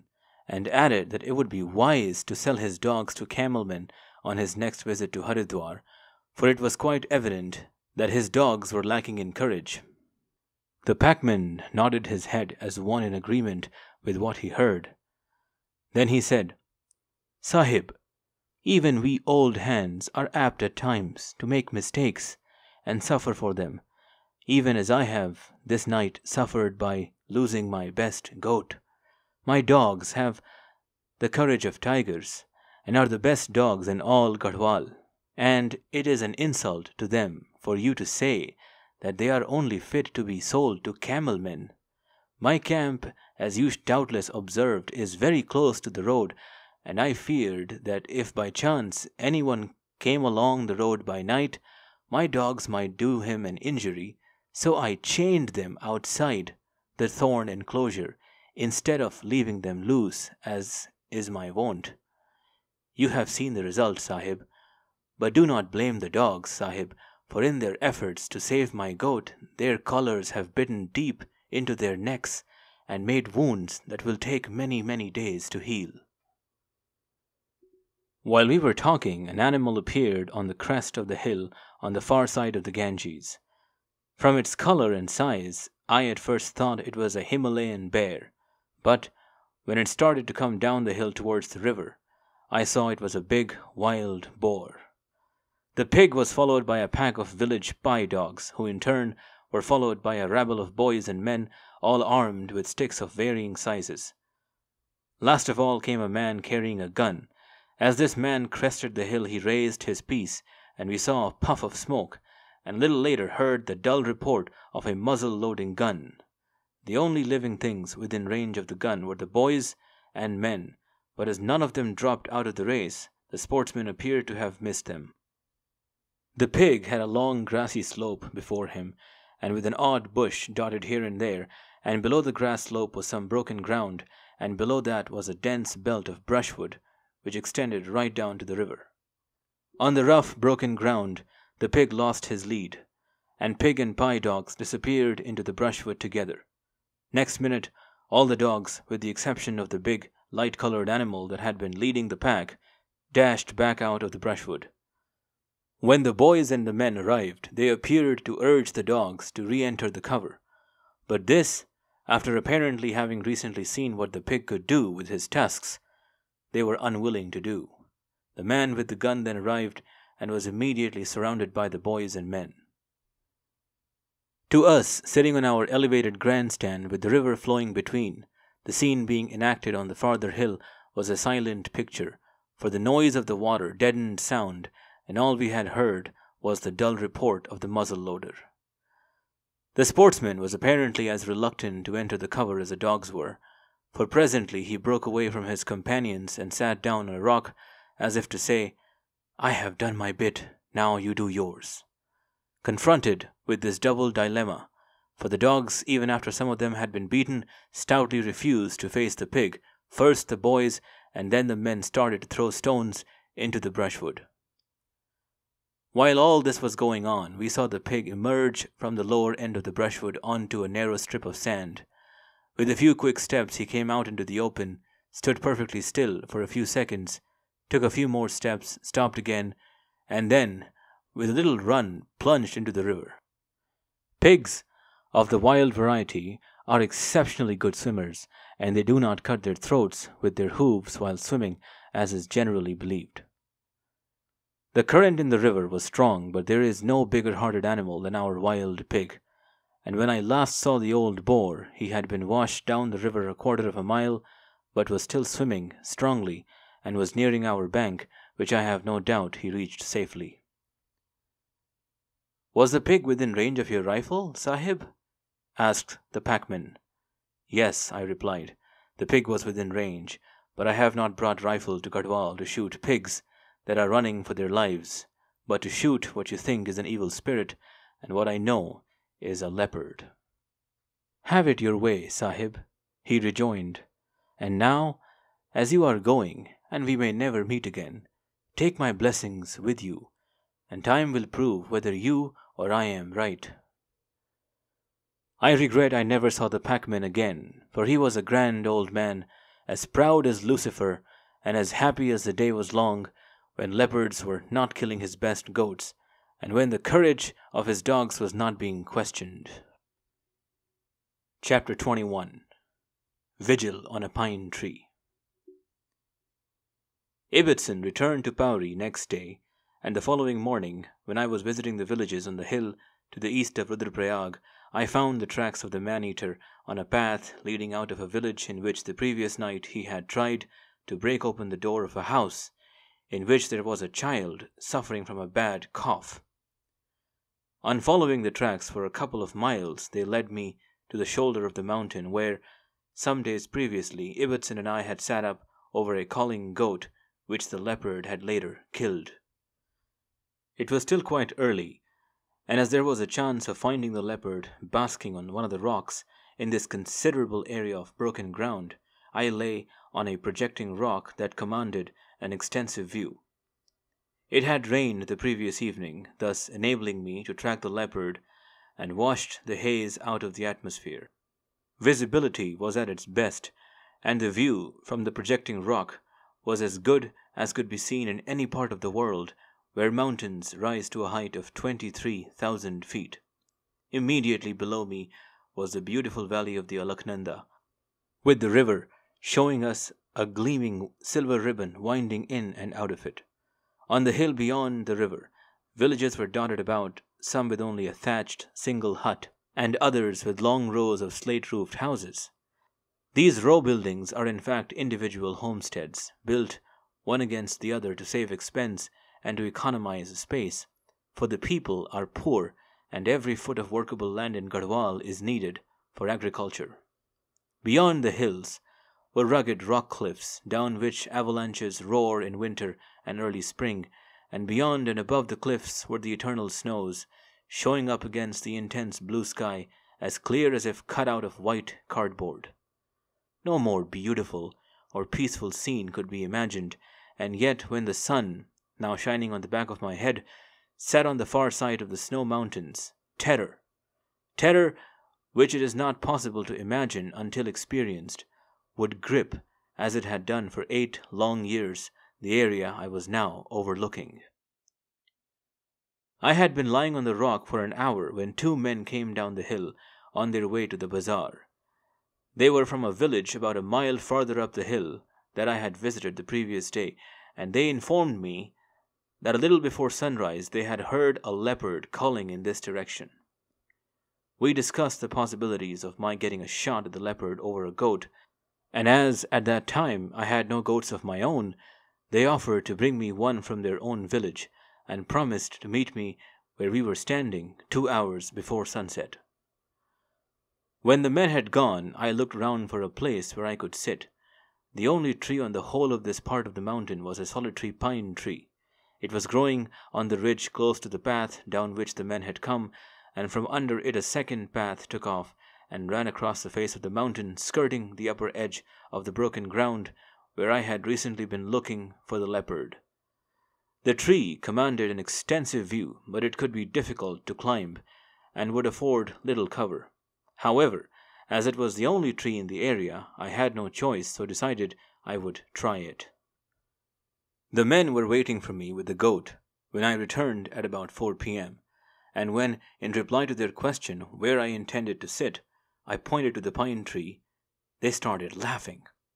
Without a rope ladder, they said it would not be possible to climb the tree, and further, even if I succeeded in climbing the tree without a ladder and carried out my intention of remaining out all night, I should have no protection against the man-eater, to whom the tree would offer no obstacle. Now, there were two white men in Garhwal. Ibbotson was one of them, who had collected birds' eggs when boys, and both of whom could climb the tree. And as there is no exact equivalent in Hindustani for waiting until you come to a bridge before crossing it, I let the second part of the men's objection go unanswered, contenting myself by pointing to my rifle. The pine was not easy to climb, for there were no branches for 20 feet, but once having reached the lowest branch, the rest was easy. I had provided myself with a long length of cotton cord, and when the men had tied my rifle to one end of it, I drew it up and climbed to the top of the tree, where the pine needles afforded most cover. The men had assured me that the goat was a good caller, and after they tied it to an exposed root of the tree, they set off for their village, promising to return early next morning. The goat watched the men out of sight, and then started to nibble the short grass at the foot of the tree. The fact that it had not up to then called once did not worry me, for I felt sure that it would presently feel lonely, and that it would then do its share of the business of the evening, and if it did it while it was still night, from my elevated position I should be able to kill the leopard long before it got anywhere close to the goat. When I climbed the tree, the shadows cast by the snow mountains had reached the Alaknanda. Slowly these shadows crept up the hill and past me, until only the top of the mountain glowed with red light. As this glow faded, long streamers of light shot up from the snow mountains, where the rays of the setting sun were caught and held on a bank of clouds as soft and as light as thistledown. Everyone who has eyes to see a sunset, and the number, as you might have observed, is regrettably few, thinks that the sunsets in his particular part of the world are the best ever. I am no exception, for I too think that there are no sunsets in all the world to compare with ours, and a good second are the sunsets in northern Tanganyika, where some quality in the atmosphere makes snow-capped Kilimanjaro and the clouds that are invariably above it glow like molten gold in the rays of the setting sun. Our sunsets in the Himalayas are mostly red, pink, or gold. The one I was looking at the evening from my seat on the pine tree was rose pink, and the white shafts of light, starting as spear points from valleys in the cardboard snows, shot through the pink clouds and, broadening, faded out in the sky overhead. The goat, like many human beings, had no interest in sunsets, and after nibbling the grass within reach, scratched a shallow hole for itself, lay down, curled up, and went to sleep. Now here was a dilemma. I had counted on the animal, now placidly sleeping below me, to call up the leopard, and not once since I had first seen it had it opened its mouth except to nibble grass, and now, having it made itself comfortable, it would probably sleep throughout the night. To have left the tree at that hour in an attempt to return to the bungalow would have added one more to the number who deliberately commit suicide. And as I had to be doing something to kill the man-eater, and as, in the absence of a kill, one place was as good as another, I decided to stay where I was and try to call up the leopard myself. If I were asked what had contributed most to my pleasure during all the years I have spent in Indian jungles, I would unhesitatingly say that I had derived most pleasure from a knowledge of the language and the habits of the jungle folk. There is no universal language in the jungles. Each species has its own language, and though the vocabulary of some is limited, as in the case of porcupines and vultures, the language of each species is understood by all the jungle folk. The vocal cords of human beings are more adaptable than the vocal cords of any of the jungle folk, with the one exception of the crested, wire-tailed drongos, and for this reason it is possible for human beings to hold commune with quite a big range of birds and animals. The ability to speak the language of the jungle folk, apart from adding hundredfold to one's pleasure in the jungle, can, if so desired, be put to great use. One example will suffice. Lionel Fortescue, up till recently a housemaster at Eton, and I were on a photographing and fishing tour in the Himalayas shortly after 1918, and we arrived one evening at a forest bungalow at the foot of a great mountain on the far side of which was our objective, the Vale of Kashmir. We had been marching over hard ground for many days, and as the men carrying our luggage needed a rest, we decided to halt for a day at the bungalow. Next day, while Fortescue wrote up his notes, I set out to explore the mountain and try for a Kashmir stag. I had been informed by friends who had shot in Kashmir that it was not possible to shoot one of these stags without the help of an experienced shikari, and this was confirmed by the chowkidar in charge of the forest bungalow. With the whole day before me, I set out alone after breakfast without having the least idea at what elevation the red deer lived, or the kind of ground on which they were likely to be found. The mountain over which there is a pass into Kashmir is about 12,000 feet high, and after I had climbed to a height of 8,000, a storm came on. From the color of the clouds, I knew I was in for a hailstorm, so I selected with care a tree under which to shelter. I have seen both human beings and animals killed by hail, and by the lightning that invariably accompanies hailstorms. So, rejecting the big fir trees with tapering tops, I selected a small tree with a rounded top and dense foliage, and collecting a supply of dead wood and fir cones, I built a fire. And for the hour that the thunder roared overhead and the hail lashed down, I sat at the foot of my tree, safe and warm. The moment the hail stopped, the sun came out, and from the shelter of the tree I stepped into fairyland. For the hail that carpeted the ground gave off 1,000,000 points of light, to watch every glistening leaf and blade of grass added its quota. Continuing up for another 2,000 or 3,000 feet, I came on an outcrop of rock, at the foot of which was a bed of blue mountain poppies. The stalks of many of these, the most beautiful of all wild flowers in the Himalayas, were broken. Even so, these sky-blue flowers standing in a bed of spotless white were a never-to-be-forgotten sight. The rocks were too slippery to climb, and there appeared to be no object in going to the top of the hill. So, keeping to the contours, I went to the left, and after half a mile through a forest of giant fir trees, I came to a grassy slope which, starting from the top of the hill, extended several thousand feet down into the forest. As I came through the trees towards this grassy slope,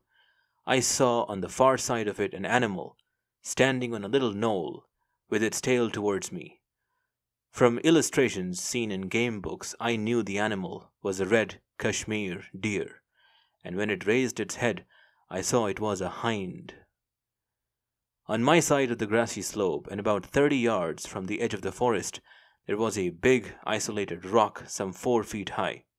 The distance between this rock and the knoll was about 40 yards. Moving only when the deer was cropping the grass and remaining still each time she raised her head, I crept up to the shelter of the rock. The hind was quite obviously a sentinel, and from the way she looked to her right each time she raised her head, I knew she had companions and the exact direction in which these companions were. To approach any nearer over the grass without being seen was not possible. To re-enter the forest and work down from above would not have been difficult, but would have defeated my purpose, for the wind was blowing down the hill. There remained the alternative of re-entering the forest and skirting round the lower end of the grass slope, but this would take time and entail a stiff climb. I therefore finally decided to remain where I was and see if these deer, which I was seeing for the first time, would react in the same way as Chital and Sambhar do to the call of a leopard, of which I knew there were at least some on the mountains. With only one eye showing, I waited until the hind was cropping the grass, and then gave the call of a leopard. At the first sound of my voice, the hind swung around, and facing me started to strike the ground with her forefeet. This was a warning to her companions to be on the alert,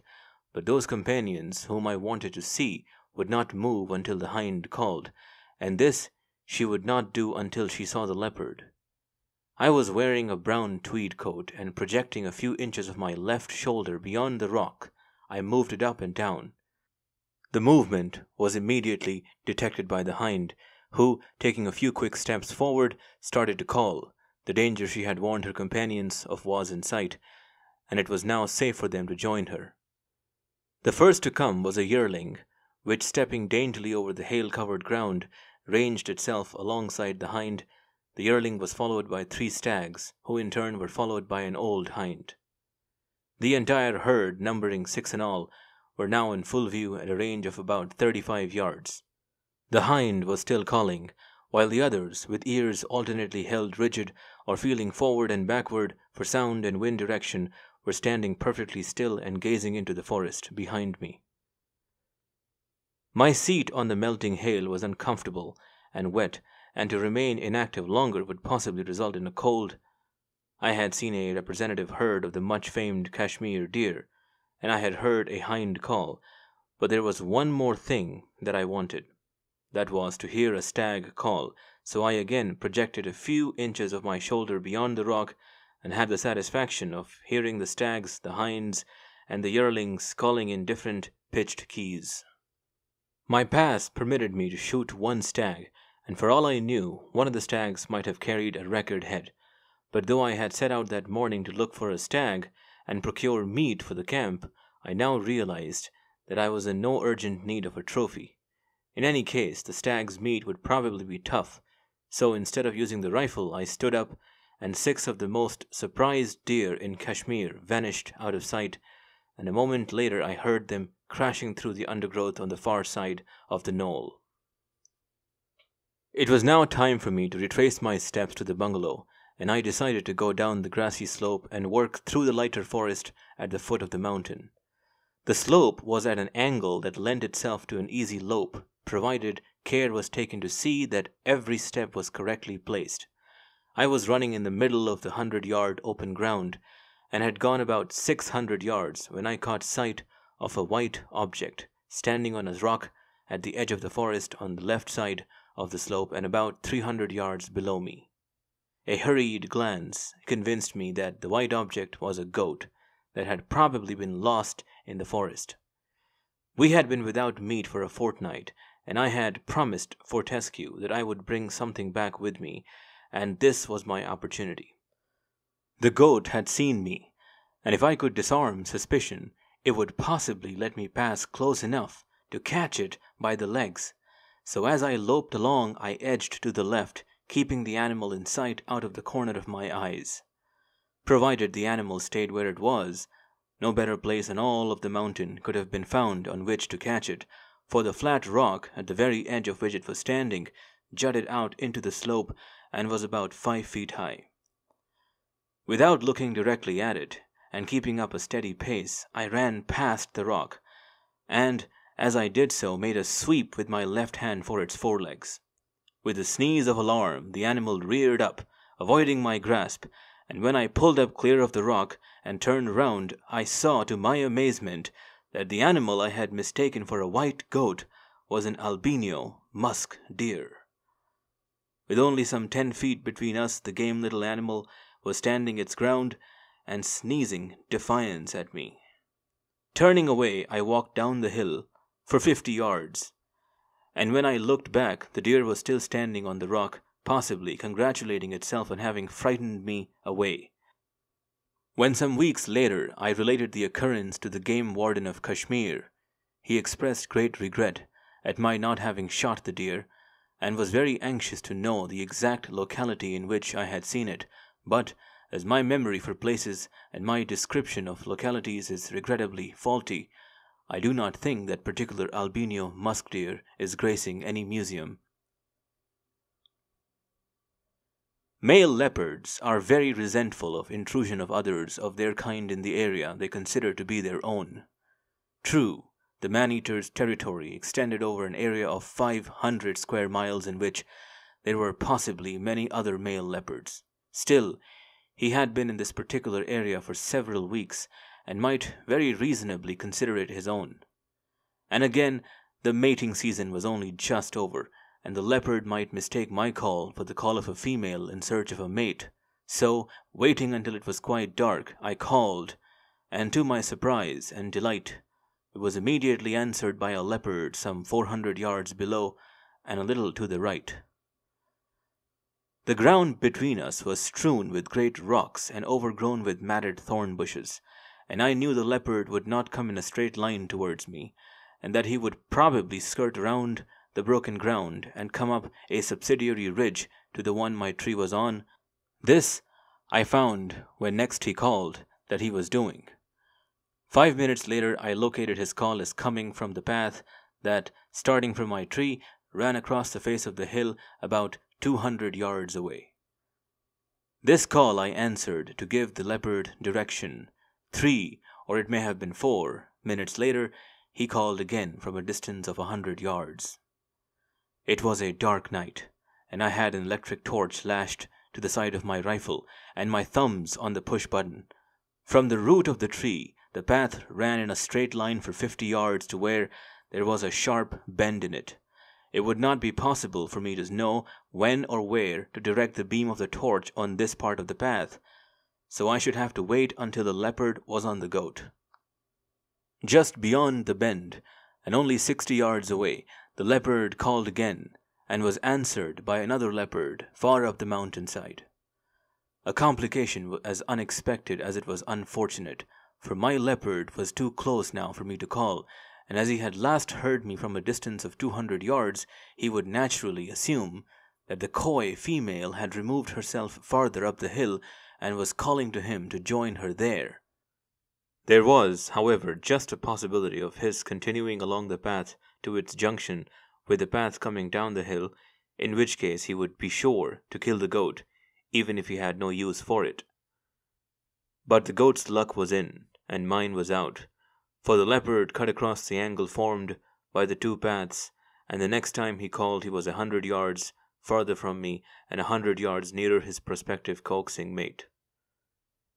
The calling of the two leopards drew nearer and nearer together and finally stopped. After a long period of silence, the caterwauling of these two giant cats came floating down to me from where I judged the grassland ended and the dense forest began. The leopard's luck was unfortunately in more ways than one, not least of all because it was dark, for leopards, when courting, are very easy to shoot. The same can be said of tigers, but the sportsman who goes on foot to look for courting tigers should be quite sure that he wants to see them, for a tigress, never a tiger, is very sensitive at these times, and quite understandably so, for males of the cat tribe are rough in their courting and do not know how sharp their claws are. The leopard had not died, nor would he die that night, but maybe he would die the next day or the day after, for his sands were running out. And so for a long time I thought mine were too. For without any warning, a sudden blast of wind struck the tree, and my heels and my head changed their relative position with the land of Garhwal. For seconds I thought it impossible for the tree to regain its upright position, or for me to retain contact with it. When the pressure eased, the tree and I got back to where we were before the wind struck us, and fearing that worse might follow, I hurriedly tied the rifle to a branch to have the use of both my hands. The pine had possibly withstood many windstorms equally bad, if not worse, but never with a human being on it to add weight and increase wind pressure. When the rifle was safe, I climbed on to one of the branches and broke off all the tassels of pine needles that I could reach. It may only have been my imagination, but after I had lightened the tree, it did not appear to heel over as dangerously as it had at first. Fortunately, the pine was comparatively young and supple, and its roots set firm, for it was tossed about like a blade of grass for an hour, and then, as suddenly as it had started, the wind died down. There was no possibility of the leopard returning, so, after I had smoked a cigarette, I followed the goat into the land of dreams. As the sun was rising, a cooee brought me back to within 50 feet of earth, and under the tree were my 2 companions of the previous evening, reinforced by 2 youths from their village. When they saw that I was awake, they asked whether I had heard the leopards during the night, and what had happened to the tree. They were hugely amused when I told them I had had a friendly conversation with the leopards, and that, having nothing else to do, I had amused myself by breaking the branches of the tree. I then asked them if by chance they had noticed that there had been some little wind during the night, on which one of the youths answered, "A little wind, Sahib? Such a big wind has never been known, and it has blown away my hut." To which his companion rejoined, "That is no matter for regret, Sahib, for Sher Singh has long been threatening to rebuild his hut, and the wind has saved him the trouble of dismantling the old one." End of chapter 21. Chapter 22. My Night of Terror. For several days after my experience on the pine tree, I lost touch with the man-eater. He did not return to the broken ground, and I found no trace of him or of the female who had saved his life in the miles of forest I searched on the high ground above the cultivated land. In these forests I was more at home, and if the leopards had been anywhere in them, I should have been able to find them, for there were birds and animals in the forest that would have helped me. The female, being restless, was quite evidently straying far from her home when she heard me call from the top of the pine tree, and on being joined by the male had gone back to her own area, accompanied by the mate I had helped her to find. The male would presently return alone, and as the precautions now being taken by the people in the left bank were making it difficult for him to procure a human kill, he would probably try to cross over to the right bank of the Alaknanda. So, for the next few nights, I mounted guard on the Rudraprayag bridge.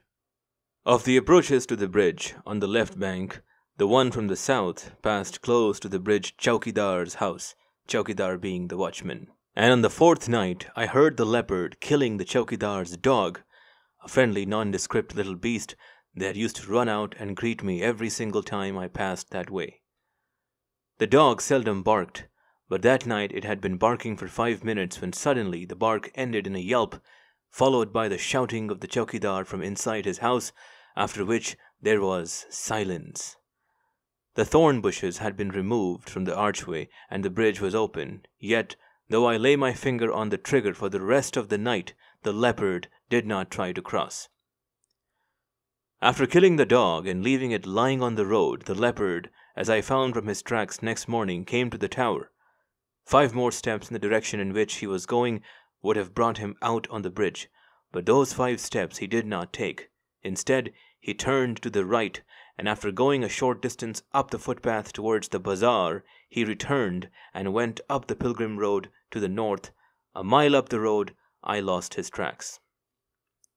2 days later, I received a report that a cow had been killed the previous evening, 7 miles up the Pilgrim Road.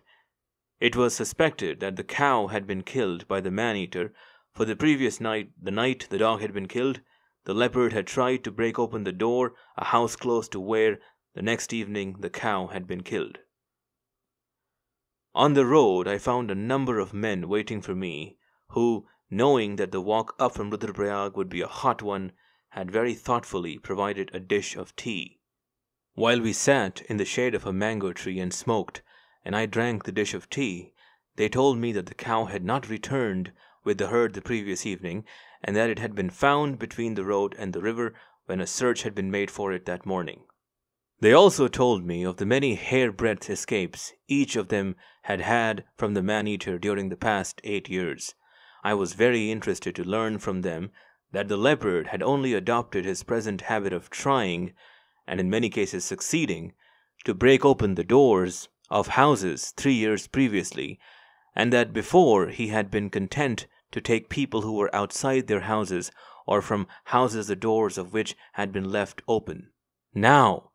they said in agitated voices, this shaitan has become so bold that sometimes when he has not been able to break down the door of a house, he has dug a hole through the mud wall and got at his victims in this way. To those who do not know our hill people or understand their fear of the supernatural, it will seem incredible that a people renowned for their courage, and who have won the highest awards on the field of battle, should permit a leopard to break open a door or to dig a hole in the wall of a house in which, in many cases, there must have been men with axes, kukris, or even in some cases firearms at hand. I know of only one case in all those 8 long years in which resistance was offered to the man-eater, and in that case the resistor was a woman. She was sleeping alone in a house, the door of which she had left unfastened. This door, as in the case of the door of the house occupied by the woman who escaped with a lacerated arm, opened inwards. On entering the room, the leopard seized the woman's left leg, and as it dragged her across the room, the woman's hand came in contact with a gandesa, or a tool used for chopping chaff for cattle, and with this the woman dealt the leopard a blow. The leopard did not release his hold, but backed out of the room, and as it did so, either the woman pushed the door, or else this happened accidentally. Whichever it may have been, with the woman on one side of the door and the leopard on the other, the leopard exerted its great strength and tore the limb from the woman's body. Mukundi Lal at that time was the member for Garhwal in the United Provinces Legislative Council, and he was on an electioneering tour and arrived in the village the following day and spent a night in the room, but the leopard did not return. In a report to the council, Mukundi Lal stated that 75 human beings had been killed by the leopard in the course of that 1 year, and he asked the government to launch a vigorous campaign against the man-eater. Accompanied by one of the villagers to show me the way, and by Madhu Singh, I went down to the kill. The cow had been killed in a deep ravine 1/4 of a mile from the road and 100 yards from the river. On one side of the ravine there were big rocks with dense brushwood between, and on the other side of the ravine there were a few small trees, none of which was big enough to sit in. Under the trees, and about 30 yards from the kill, there was a rock with a little hollow at the base of it, and so in the hollow I decided to sit. Both Madhu Singh and the villager objected very strongly to my sitting on the ground, but as this was the first animal kill I had got since my arrival at Rudraprayag, in a place where it was reasonable to expect the leopard to come at an early hour, about sundown, I overruled their objections and sent them back to the village. My seat was dry and comfortable, and with my back to the rock and a small bush to conceal my legs, I was confident the leopard would not see me and that I should be able to kill it before it was aware of my presence. I had provided myself with a torch and a knife, and with my good rifle across my knees, I felt that in this secluded spot my chances of killing the leopard were better than any I had yet had. Without movement, and with my eyes on the rocks in front of me, I sat through the evening, each second bringing the time nearer when the undisturbed and unsuspecting leopard would for a certainty return into his kill. The time I had been waiting for had come, and was passing. Objects near at hand were beginning to get blurred and indistinct. The leopard was a little later in coming than I had expected him to be, but that was not worrying me, for I had a torch and the kill was only 30 yards from me, and I would be careful over my shot and make sure that I did not have a wounded animal to deal with. In the deep ravine there was absolute silence. The hot sun of the past few days had made the dead leaves on the bank on which I was sitting as dry as tinder. This was very reassuring, for it was now dark, and whereas previously I had depended on my eyes for protection, I now had to depend on my ears, and with thumb on the button of the torch and finger on trigger, I was prepared to shoot in any direction in which I heard the slightest sound. The non-appearance of the leopard was beginning to cause me uneasiness. Was it possible that from some concealed place among the rocks he had been watching me all these hours, and was he now licking his lips in anticipation of burying his teeth in my throat? For he had long been deprived of human flesh. In no other way could I account for his not having come, and if I were to have the good fortune to leave the ravine on my feet, my ears would have to serve me now as they had never served me before. For what seemed like hours, I strained my ears, and then, noticing it was getting darker than it should have been, I turned my eyes up to the sky and saw that a heavy bank of clouds was drifting across the sky, obscuring the stars one by one. Shortly thereafter, big drops of rain started to fall, and where there had been absolute and complete silence, there was now sound and movement all around. The opportunity the leopard had been waiting for had come. Hastily taking off my coat, I wound it round my neck, fastening it securely in place with the sleeves. The rifle was now useless, but might help to cause a diversion, so, transferring it to my left hand, I unsheathed my knife and got a good grip of it with my right hand. The knife was what is called an afridi, stabbing knife, and I devoutly hoped it would serve me as well as it had served its late owner. For when buying it from the government store at Hangu on the northwest frontier, the deputy commissioner had drawn my attention to a label attached to it and to 3 notches on the handle, and said it had figured in 3 murders. Admittedly a gruesome relic, but I was glad to have it in my hand, and I clutched it tight while the rain lashed down.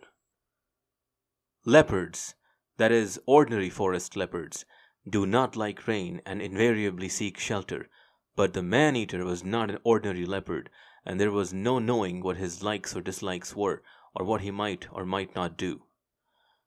When Madhu Singh was leaving, he asked how long I intended sitting up there, and I had answered, "Until I have shot the leopard." So I could expect no help from him, and of help I was at that time in urgent need. Should I go, or should I remain, were the questions that were troubling me, and one option was as unattractive as the other. If the leopard up to then had not seen me, it would be foolish to give my position away, and possibly fall across him on the difficult ground I should have to negotiate on my way up to the pilgrim road. On the other hand, to remain where I was for another 6 hours, momentarily expecting to have to fight for my life with an unfamiliar weapon, would put a strain on my nerves which they were not capable of standing. So, getting to my feet and shouldering the rifle, I set off. I had not far to go, only about 500 yards, half of which was over wet clay, and the other half over rocks worn smooth by bare feet and the hooves of cattle. Afraid to use the torch for fear of attracting the man-eater, and with one hand occupied with the rifle and the other with the knife, my body made as many contacts with the ground as my rubber-shod feet. When I eventually reached the road, I sent a full-throated coo-ee into the night,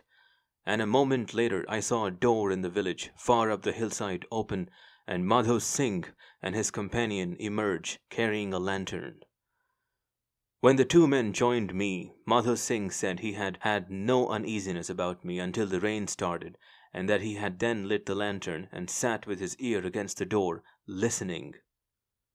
Both men were willing to accompany me back to Rudraprayag, so we set out on our 7-mile walk, Bachi Singh leading, Madhu Singh carrying the lantern following, and I bringing up the rear. When I returned next day, I found the kill had not been touched, and on the road I found the tracks of the man-eater. What time had elapsed between our going down the road and the man-eater following us, it was not possible to say. When I look back on that night, I look back on it as my night of terror. I have been frightened times without number, but never have I been frightened as I was that night when the unexpected rain came down and robbed me of all my defenses and left me for protection a murderer's knife. End of chapter 22. Chapter 23. Leopard fights leopard. After following us to Rudraprayag, the leopard went down the pilgrim road through Golabrai, past the ravine up which he had gone a few days previously, and then up a rough track which the people living on the hills to the east of Rudraprayag use as a shortcut on their way to and from Haridwar. The pilgrimage to Kedarnath and Badrinath is seasonal, and the commencement of the pilgrimage and its duration depend in the one case on the melting and in the other on the falling of snow in the upper reaches of the high mountains in which these two shrines are situated. The high priest of Badrinath temple had a few days previously sent the telegram that is eagerly awaited by good Hindus throughout the length and breadth of India, announcing that the road was open, and for the past few days pilgrims in small numbers had been passing through Rudraprayag. During the past few years, the man-eater had killed several pilgrims on the road, and it appeared to be his more or less regular habit,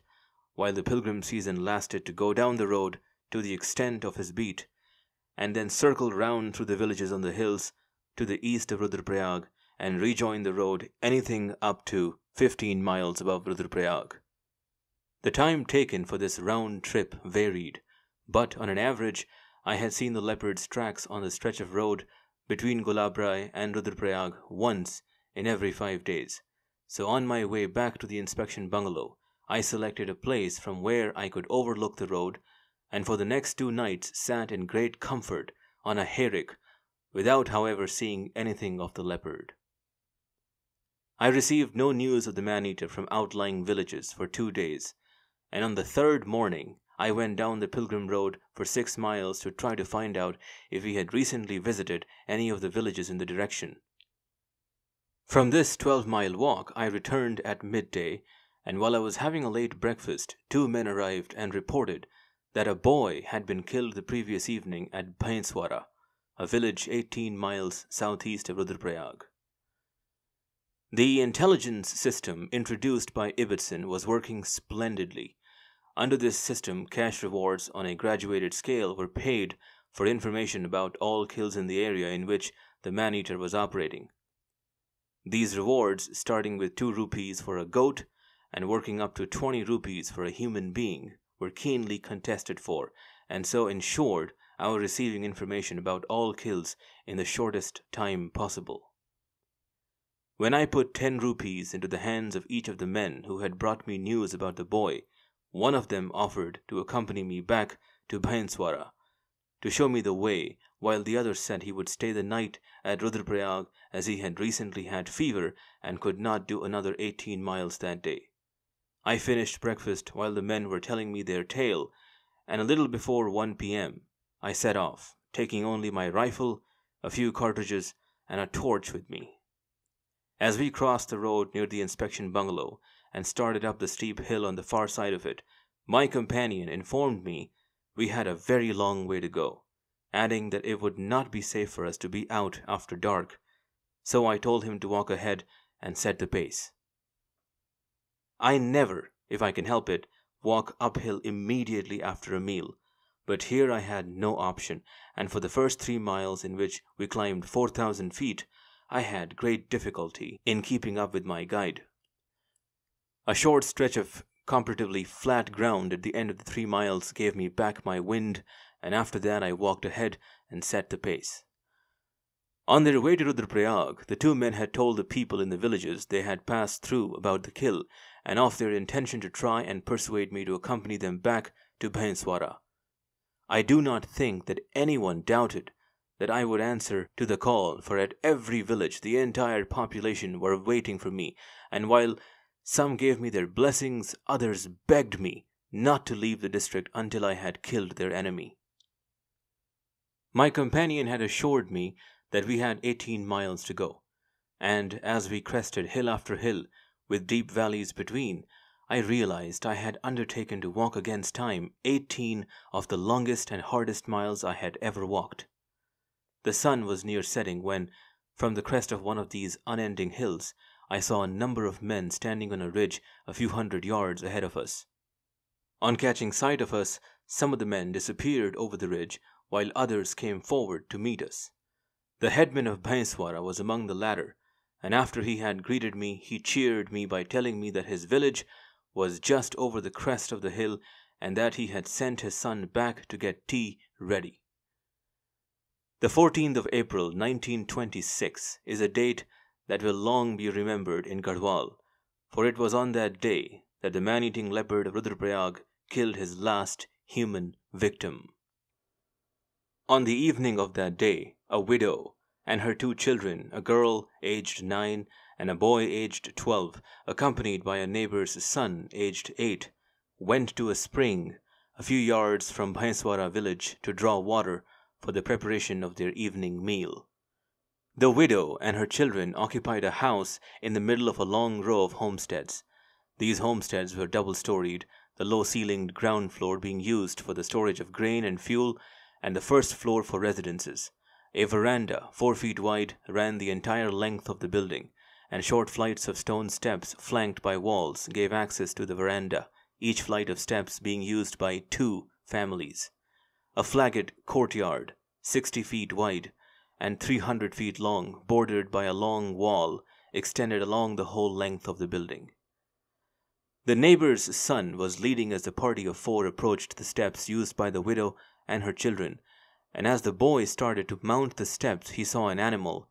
which he mistook for a dog, lying in an open room on the ground floor adjoining the steps. He said nothing about the animal at the time, and the others apparently did not see it. The boy was followed by the girl. The widow came next, and her son brought up the rear. When she was halfway up the short flight of stone steps, the mother heard the heavy brass vessel her son was carrying crash on the steps and go rolling down them. Reprimanding him for his carelessness, she set her own vessel down on the veranda and turned to see what damage her son had done. At the bottom of the steps, she saw the overturned vessel. She went down and picked it up and then looked round for her son. As he was nowhere in sight, she assumed he had got frightened and had run away, so she started calling to him. Neighbors in adjoining houses had heard the noise made by the falling vessel, and now, hearing the mother calling for her son, they came to their doors and asked what all the trouble was about.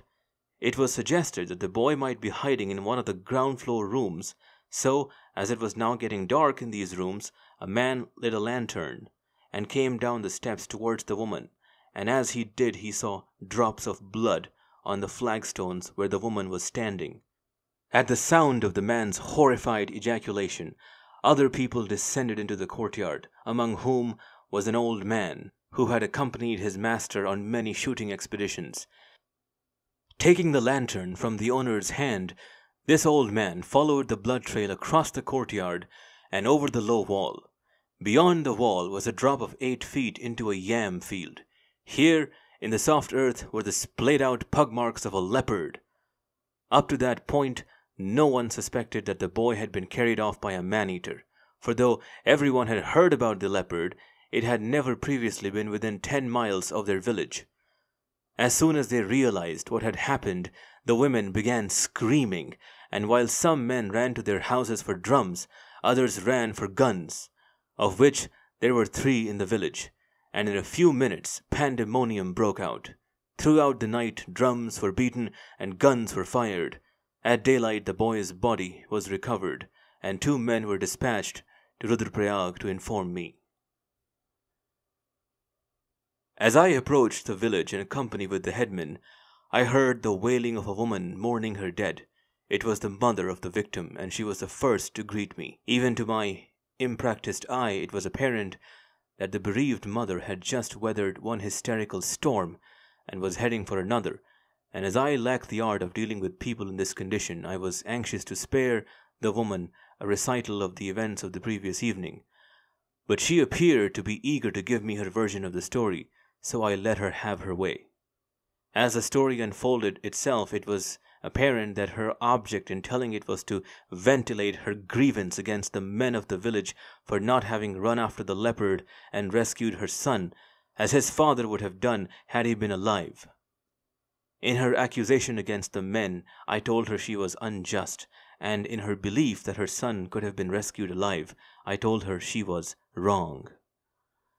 For when the leopard clamped his teeth round the boy's throat, the canine teeth dislocated the head from the neck, and the boy was already dead before the leopard carried him across the courtyard, and nothing the assembled men, or anyone else, could have done that would have been of any use.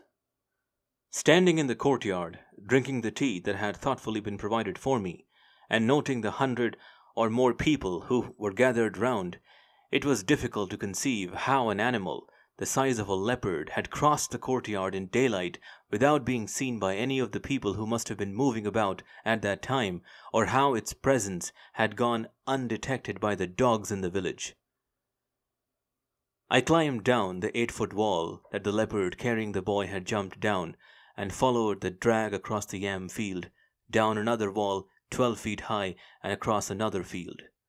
At the edge of the second field there was a thick hedge of rambler roses 4 feet high. Here the leopard had released his hold on the boy's throat, and after searching for an opening in the hedge and not finding one, he had picked the boy up by the small of the back and, leaping the hedge, gone down a wall 10 feet high on the far side. There was a cattle track at the foot of this third wall, and the leopard had only gone a short distance along it when the alarm was raised in the village. The leopard had then dropped the boy on the cattle track and gone down the hill. He was prevented from returning to his kill by the beating of drums and the firing of guns which had gone all night in the village. The obvious thing for me to have done would have been to carry the body of the boy back to where the leopard had left it and to have sat over it there. But here I was faced with two difficulties: the absence of a suitable place in which to sit, and my aversion to sitting in an unsuitable place. The nearest tree, a leafless walnut, was 300 yards away, and was therefore out of the question, and quite frankly I lacked the courage to sit on the ground. I had arrived at the village at sundown. It had taken a little time to drink the tea, hear the mother's story, and trail the leopard, and there was not sufficient daylight left for me to construct a shelter that would have given me even the semblance of protection.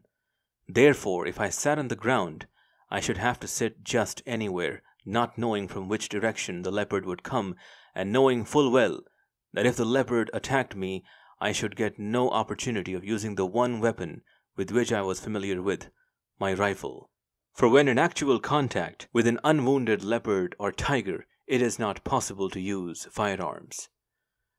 When after my tour of inspection I returned to the courtyard, I asked the headman for a crowbar, a stout wooden peg, a hammer, and a dog chain. With the crowbar I prized up one of the flagstones in the middle of the courtyard, drove the peg firmly into the ground, and fastened one end of the chain to it. Then, with the help of the headman, I carried the body of the boy to the peg and chained it there. The working of the intangible force which sets a period to life, which one man calls fate and another calls kismat, is incomprehensible. During the past few days this force had set a period to the life of a breadwinner, leaving his family destitute, had ended in a very painful way the days of an old lady who after a lifetime of toil was looking forward to a few short years of comparative comfort, and now had cut short the life of this boy who, by the look of him, had been nurtured with care by his widowed mother. Small wonder then that the bereaved mother should, in between her hysterical crying, be repeating over and over and over again, "What crime, Parmeshwar, has my son, who was loved by all, committed that on the threshold of life he has deserved death in this terrible way?" Before prising up the flagstone, I had asked for the mother and her daughter to be taken to a room at the very end of the row of buildings. My preparations completed, I washed at the spring and asked for a bundle of straw, which I laid on the veranda in front of the door of the house vacated by the mother. Darkness had now fallen. Having asked the assembled people to be as silent during the night as it was possible for them to be, and sent them to their respective homes, I took up my position on the veranda, whereby lying prone on my side and heaping a little straw in front, I could get a clear view of the kill without much chance of being seen myself. In spite of all the noise that had been made the previous night, I had a feeling that the leopard would return, and that when he failed to find his kill where he had left it, he would come to the village to try to secure another victim. The ease with which he had got his first victim at Bhaiswara would encourage him to try again, and I started my vigil with high hopes. Heavy clouds had been gathering all the evening, and at 8 p.m., when all the village sound except the wailing of the woman were hushed, a flash of lightning, followed by a distant roll of thunder, heralded an approaching storm. For an hour the storm raged, the lightning being so continuous and brilliant that had a rat ventured into the courtyard, I should have seen and probably been able to shoot it. The rain eventually stopped, but the sky remained overcast, and visibility was reduced to a few inches. The time had now come for the leopard to start from wherever he had been sheltering from the storm, and the time of his arrival would depend on the distance of that place from the village. The woman had now stopped wailing, and in all the world there appeared to be no sound. This was as I had hoped, for all I had to warn me that the leopard had come were my ears, and to help them I had used the dog chain instead of a rope. The straw that had been provided for me was as dry as tinder, and my ears, straining into the black darkness, first heard the sound when it was level with my feet. Something was creeping, very stealthily creeping, over the straw on which I was lying. I was wearing an article of clothing called shorts, which left my legs bare in the region of my knees. Presently, against this bare skin, I felt the hairy coat of an animal brushing it. It could only be the man-eater, creeping up until he could lean over and get a grip of my throat. A little pressure now on my left shoulder to get a foothold, and then, just as I was about to press the trigger of the rifle to cause a diversion, a small animal jumped down between my arms and my chest. It was a little kitten, soaking wet, that had been caught out in the storm, and finding every door shut had come to me for warmth and protection. The kitten had hardly made itself comfortable inside my coat, and I was just beginning to recover from the fright it had given me, when from beyond the terraced fields there was some low growling which gradually grew louder, and then merged into the most savage fight I have ever heard.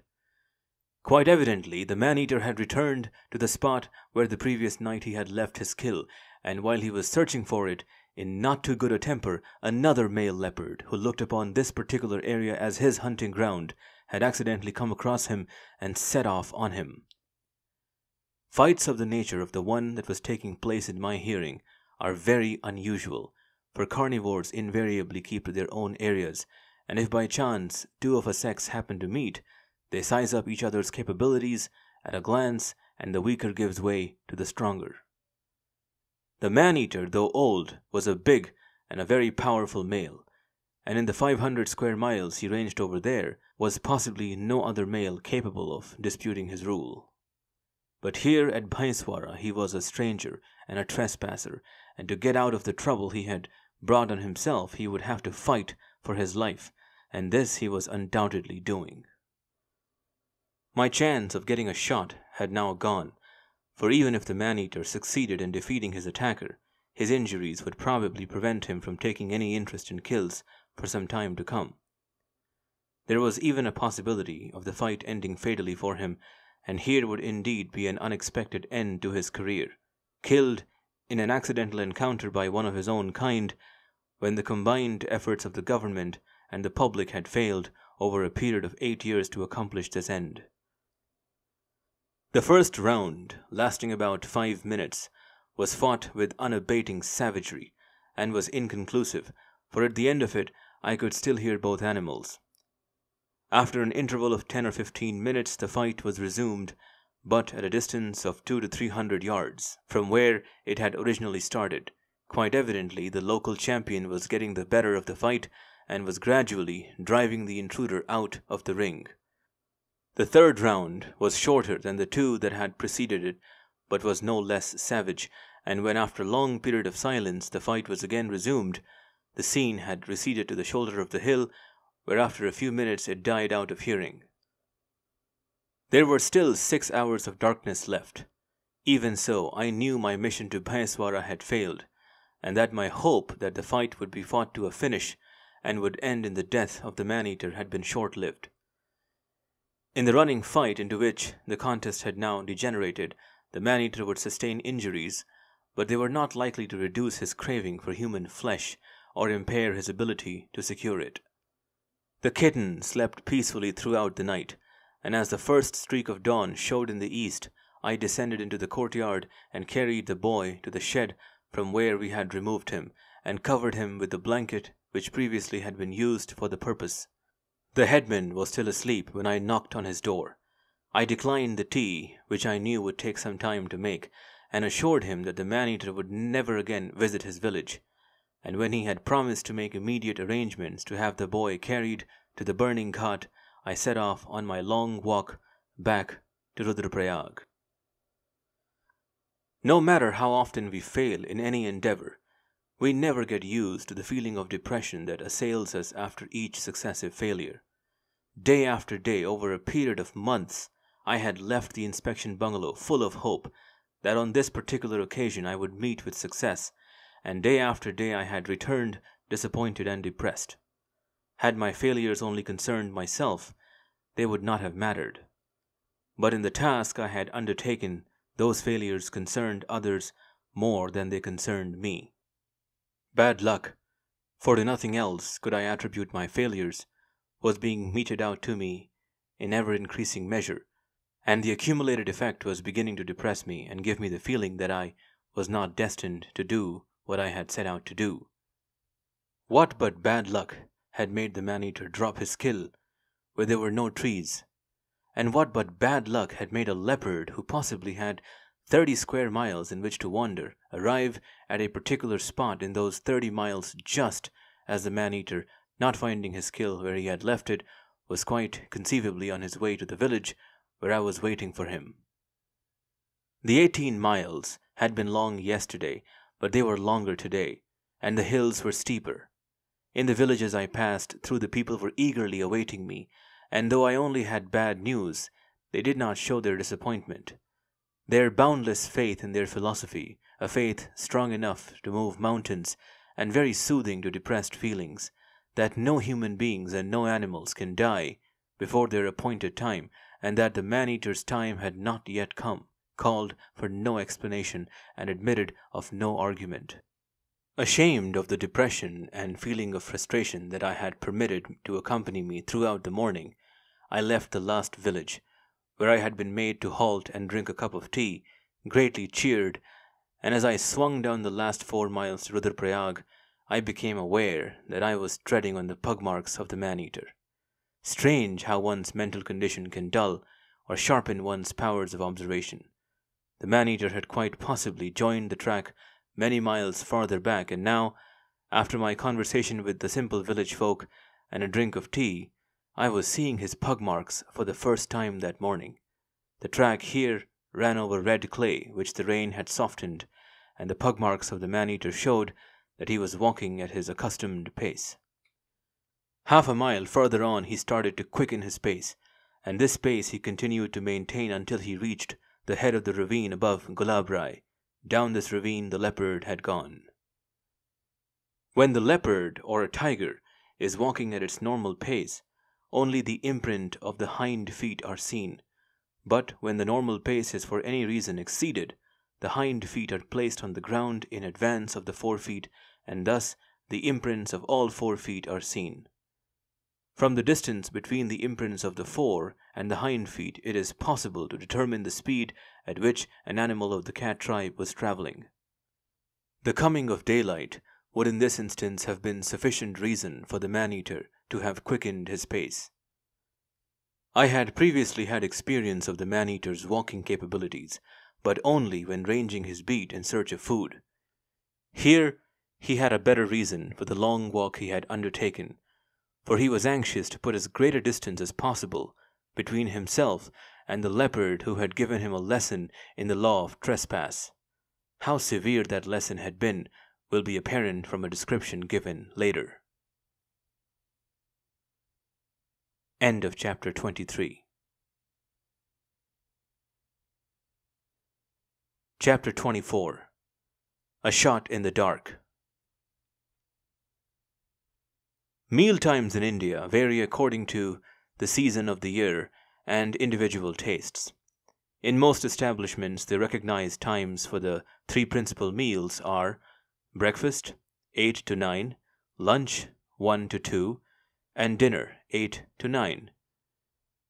During all the months I was at Rudraprayag, my meal times were very erratic, and contrary to the accepted belief that health depends on the composition and regularity of meals, my unorthodox and irregular meals kept me fighting fit. Porridge supped at 8 p.m., soup taken at 8 a.m., one combined meal in the day or no meal at all appeared to have no injurious effect beyond taking a little flesh off my bones. I had eaten nothing since my breakfast the previous day, so as I intended spending the night out, I had a nondescript meal on my return from Bhaiswara, and after an hour's sleep and a bath set off for Gulabrai to warn the Pandit who owned the pilgrim shelter of the presence in his vicinity of the man-eater. I had made friends with the Pandit on my first arrival at Rudraprayag, and I never passed his house without having a few words with him. For in addition to the many interesting tales he had to tell about the man-eater and the pilgrims who passed through Gulabrai, he was one of the only 2 people, the woman who escaped with the lacerated arm being the other, whom I met during my stay in Garhwal, who had survived an encounter with the man-eater. One of his tales concerned a woman who had lived in a village further down the road, and with whom he had been acquainted. After a visit to the Rudraprayag bazaar one day, this woman arrived at Gulabrai late in the evening, and fearing she would not be able to reach her home before dark, she asked the Pandit to let her spend the night in his shelter. This he permitted her to do, advising her to sleep in front of the door of the storeroom in which he kept the articles of food purchased by the pilgrims, for, he said, she would then be protected by the room on the one side and by the 50 or more pilgrims who were spending the night in the shelter on the other side. The shelter was a grass shed open on the side nearest the road, and boarded up on the side nearest the hill. The storeroom was midway along the shed, but was recessed into the hill and did not obstruct the floor of the shed. So, when the woman lay down at the door of the storeroom, there were rows of pilgrims between her and the road.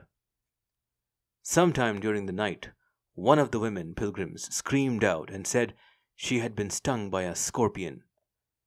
No lights were available, but with the help of matches the woman's foot was examined, and a small scratch from which a little blood was flowing was found on her foot. Grumbling that the woman had made a lot of fuss about nothing, and that in any case blood did not flow from a scorpion sting, the pilgrims soon composed themselves and resumed their sleep. In the morning, when the Pandit arrived from his house on the hill above the mango tree, he saw a sari worn by hillwomen lying on the road in front of the shelter, and on the sari there was blood. The Pandit had given his friend what he considered to be the safest place in the shelter, and with 50 or more pilgrims lying all around her, the leopard had walked over the sleeping people, killed the woman, and accidentally scratched the sleeping pilgrim's foot when returning to the road. The explanation given by the Pandit as to why the leopard had rejected the pilgrims and carried off the hill woman was that she was the only person in the shelter that night who was wearing a colored garment.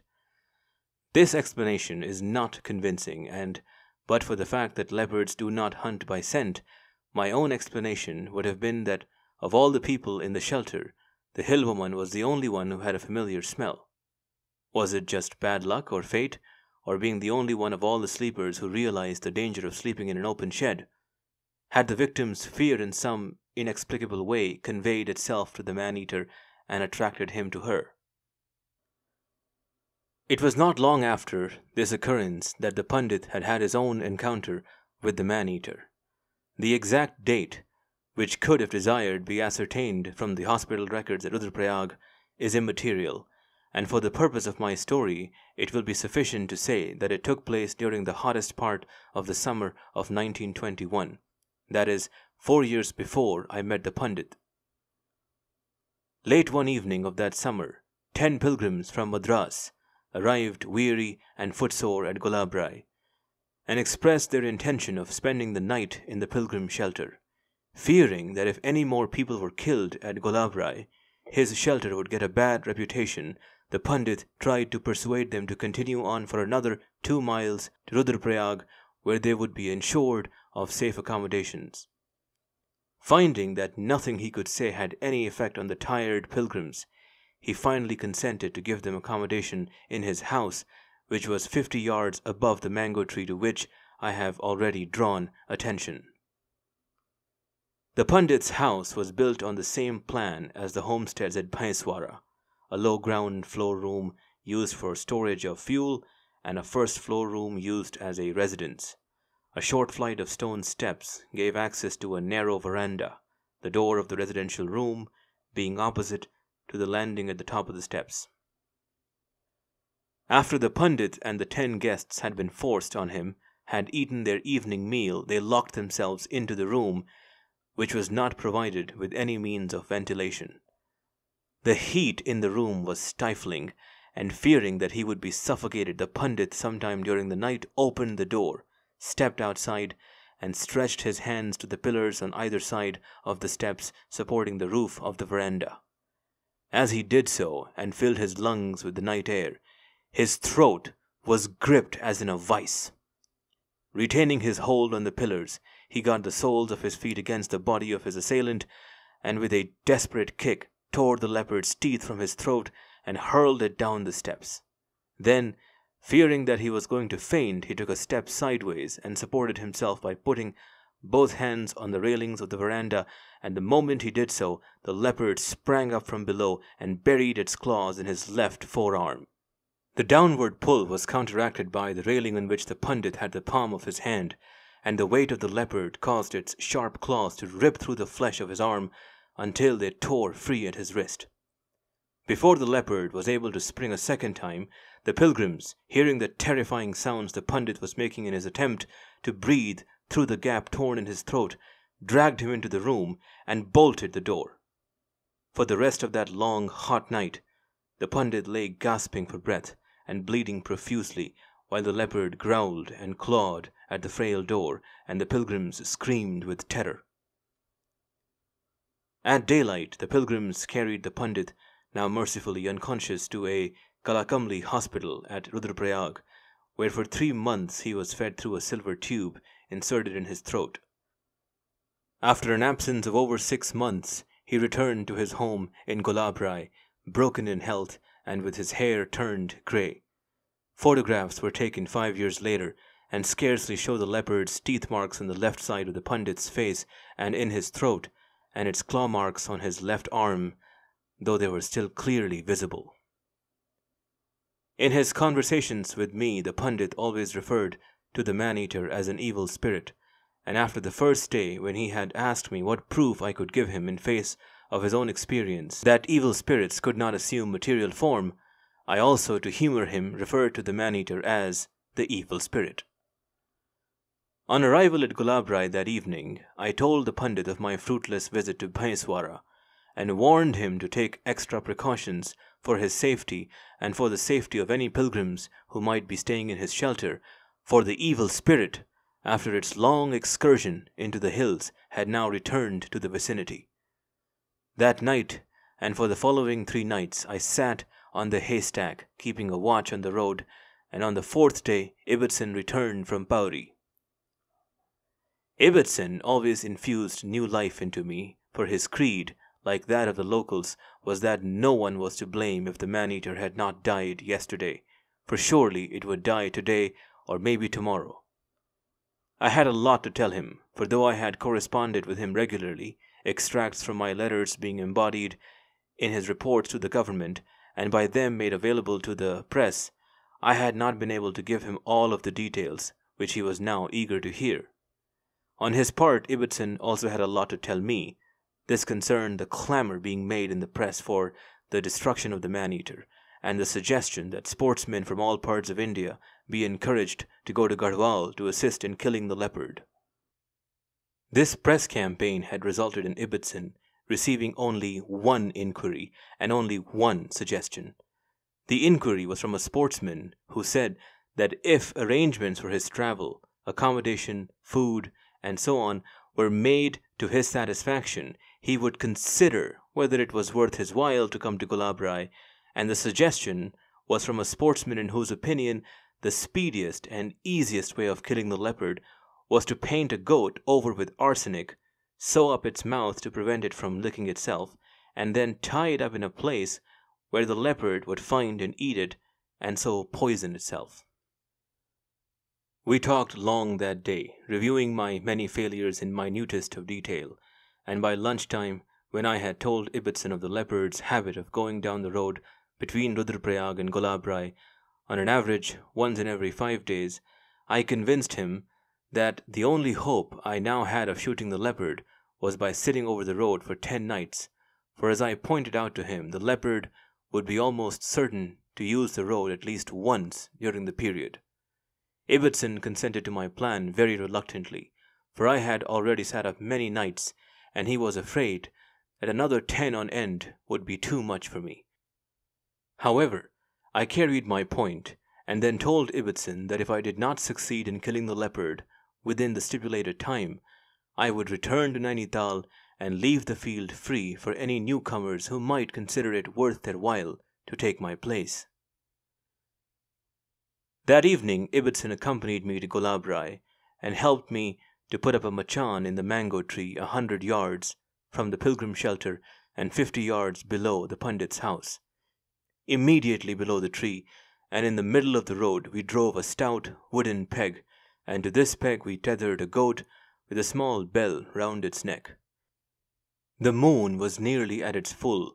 Even so, the high hill to the east of Gulabrai only admitted of the moon lighting up the deep Ganges valley for a few hours, and if the leopard came while it was dark, the goat would warn me of its approach. When all our preparations had been made, Ibbotson returned to the bungalow, promising to send 2 of my men for me early next morning. While I sat on a rock near the foot of the tree and smoked and waited for night to close in, the Pandit came and sat down beside me. He was a bhakt and did not smoke. Earlier in the evening he had seen us building the machan, and he now tried to dissuade me from sitting all night in the tree when I could sleep comfortably in bed. Nevertheless, I assured him I would sit all that night in the tree, and for 9 nights thereafter, for if I was not able to kill the evil spirit, I could at least guard his house and the pilgrim shelter from attack by all enemies. Once during the night a kakar barked on the hill above me, but thereafter the night was silent. At sunrise next morning 2 of my men arrived, and I set off for the inspection bungalow, examining the road as I went for pug marks and leaving the men to follow with my rug and rifle. During the following 9 days my program did not vary. Leaving the bungalow, accompanied by 2 men in the early evening, I took up my position in the machan and sent the men away in time for them to get back to the bungalow before dusk. The men had strict orders not to leave the bungalow before it was fully light, and they arrived each morning as the sun was rising on the hills on the far side of the river and accompanied me back to the bungalow. During all those 10 nights, the barking of the kakar on the first night was all that I heard. That the man-eater was still in the vicinity we had ample proof, for twice within those 10 nights it had broken into houses and carried off, on the first occasion a goat, and on the second occasion a sheep. I found both kills with some difficulty, for they had been carried a long distance, but neither had been of any use to me, as they had been both eaten out. Once also during those 10 nights, the leopard had broken down the door of a house which, fortunately for the inmates, had 2 rooms, the door of the inner room being sufficiently strong to withstand the leopard's onslaught. On return to the bungalow, after my 10th night in the mango tree, Ibbotson and I discussed our future plans. No further communication had been received from the sportsmen. No one else had expressed a desire to accept the government's invitation, and no one had responded to the appeals made by the press. Neither Ibbotson nor I could afford to spend more time at Rudraprayag. Ibbotson because he had been away from his headquarters for 10 days, and it was necessary for him to return to Pauri to attend to urgent work, and I because I had work to do in Africa and had delayed my departure for 3 months and could not delay it any longer. Both of us were reluctant to leave Garhwal to the tender mercies of the man-eater, and yet, situated as we were, it was hard to decide what to do. One solution was for Ibbotson to apply for leave and for me to cancel my passage to Africa and cut my losses. We finally agreed to leave the decision over for that night and to decide on our line of action next morning. Having come to this decision, I told Ibbotson I would spend my last night in Garhwal in the mango tree. Ibbotson accompanied me on that 11th and last evening, and as we approached Gulab Rai, we saw a number of men standing on the side of the road looking down into a field a little beyond the mango tree. The men had not seen us, and before we got up to where they were, they turned and moved off towards the pilgrim shelter. One of them, however, looked back, and seeing me beckoning, retraced his steps. In answer to our questions, he said he and his companions had for an hour been watching a great fight between 2 big snakes down in the field. No crops appeared to have been grown there for a year or more, and the snakes had been seen near the big rock in the middle of the field. There were smears of blood on this rock, and the man said they had been made by the snakes, which had bitten each other and were bleeding in several places. Having broken a stick from a nearby bush, I jumped down into the field to see if there were any holes near the rock, and as I did so, I caught sight of the snakes in a bush just below the road. Ibbotson had in the meantime armed himself with a stout stick, and as one of the snakes tried to climb up onto the road, he killed it. The other one disappeared into a hole in the bank from where we were unable to dislodge it. The snake Ibbotson had killed was about 7 feet long and of a uniform light straw color, and on its neck it had several bites. It was not a rat snake, and as it had very pronounced poison fangs, we concluded it was some variety of hoodless cobra. Cold-blooded creatures are not immune to snake poison, for I have seen a frog bitten by a cobra die in a few minutes, but I do not know if snakes of the same variety can poison each other, and the one that escaped into the hole may have died in a few minutes, or it may have lived to die of old age.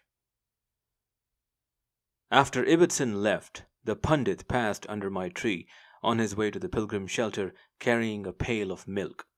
He informed me that 150 pilgrims who had arrived during the day were determined to spend the night in his shelter, and that he was powerless to do anything about it. It was then too late for me to take any action, so I told him to warn the pilgrims to keep close together and not on any account to move about after dark. When he hurried back to his house a few minutes later, he said he had warned the pilgrims accordingly. In a field adjoining the road, and about 100 yards from my tree, there was a thorn enclosure in which a packman, not my old friend, earlier in the evening had penned his flock of goats and sheep. With the packman were 2 dogs who had barked very fiercely at us as we came down the road, and at Ibbotson after he left me to go back to the bungalow. The moon was a few days past the full, and the valley was in darkness, when, a little after 9 p.m., I saw a man carrying a lantern leave the pilgrim shelter and cross the road. A minute or 2 later, he recrossed the road, and on gaining the shelter, extinguished the lantern, and at the same moment the packman's dogs started barking furiously. The dogs were unmistakably barking at a leopard, which quite possibly had seen the man with the lantern and was now coming down the road on its way to the shelter. At first the dogs barked in the direction of the road, but after a while they turned and barked in my direction. The leopard had now quite evidently caught sight of the sleeping goat and lain down out of sight of the dogs, which had stopped barking to consider his next move. I knew that the leopard had arrived, and I also knew that he was using my tree to stalk the goat, and the question that was tormenting me as the long minutes dragged by was whether he would skirt round the goat and kill one of the pilgrims, or whether he would kill the goat and give me a shot. During all the nights I had sat in the tree, I adopted a position that would enable me to discharge my rifle with the minimum of movement, and in the minimum of time. The distance between the goat and my machan was about 20 feet, but the night was so dark under the dense foliage of the tree that my straining eyes could not penetrate even this short distance, so I closed them and concentrated on my hearing. My rifle, to which I had a small electric torch attached, was pointing in the direction of the goat, and I was just beginning to think that the leopard, assuming it was the man-eater, had reached the shelter and was selecting a human victim, when there was a rush from the foot of the tree, and the goat's bell tinkled sharply. Pressing the button of the torch, I saw that the sights of the rifle were aligned on the shoulder of a leopard, and without having to move the rifle a fraction of an inch, I pressed the trigger, and as I did so, the torch went out. Torches in those days were not in as general use as they are now, and mine was the first I had ever possessed. I had carried it for several months and never had occasion to use it, and I did not know the life of the battery or that it was necessary to test it. When I pressed the button on this occasion, the torch gave only one dim flash and then went out, and I was again in darkness without knowing what the result of my shot had been. The echo of my shot was dying away in the valley when the pundit opened his door and called out to ask if I needed any help. I was at the time listening with all my ears for any sounds that might come from the leopard, so I did not answer him, and he hurriedly shut his door. The leopard had been lying across the road with his head away from me when I fired,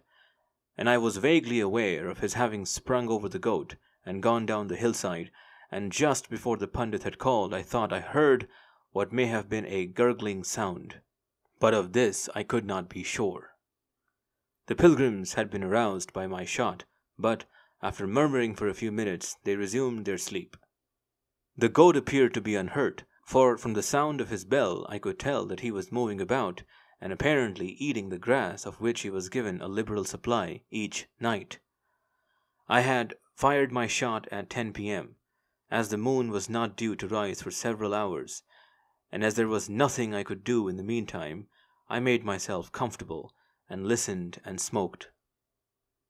Hours later, the moon lit up the crest of the hills on the far side of the Ganges, and slowly crept down into the valley, and a little later I saw it rise over the top of the hill behind me. As soon as it was overhead, I climbed to the top of the tree, but found that the spreading branches impeded my view. Descending again to the machan, I climbed out on the branches spreading over the road, but from here also I found it was not possible to see down the hillside in the direction in which I thought the leopard had gone. It was then 3 a.m., and 2 hours later the moon began to pale. When nearby objects became visible in the light of the day that was being born in the east, I descended from the tree and was greeted by a friendly bleat from the goat.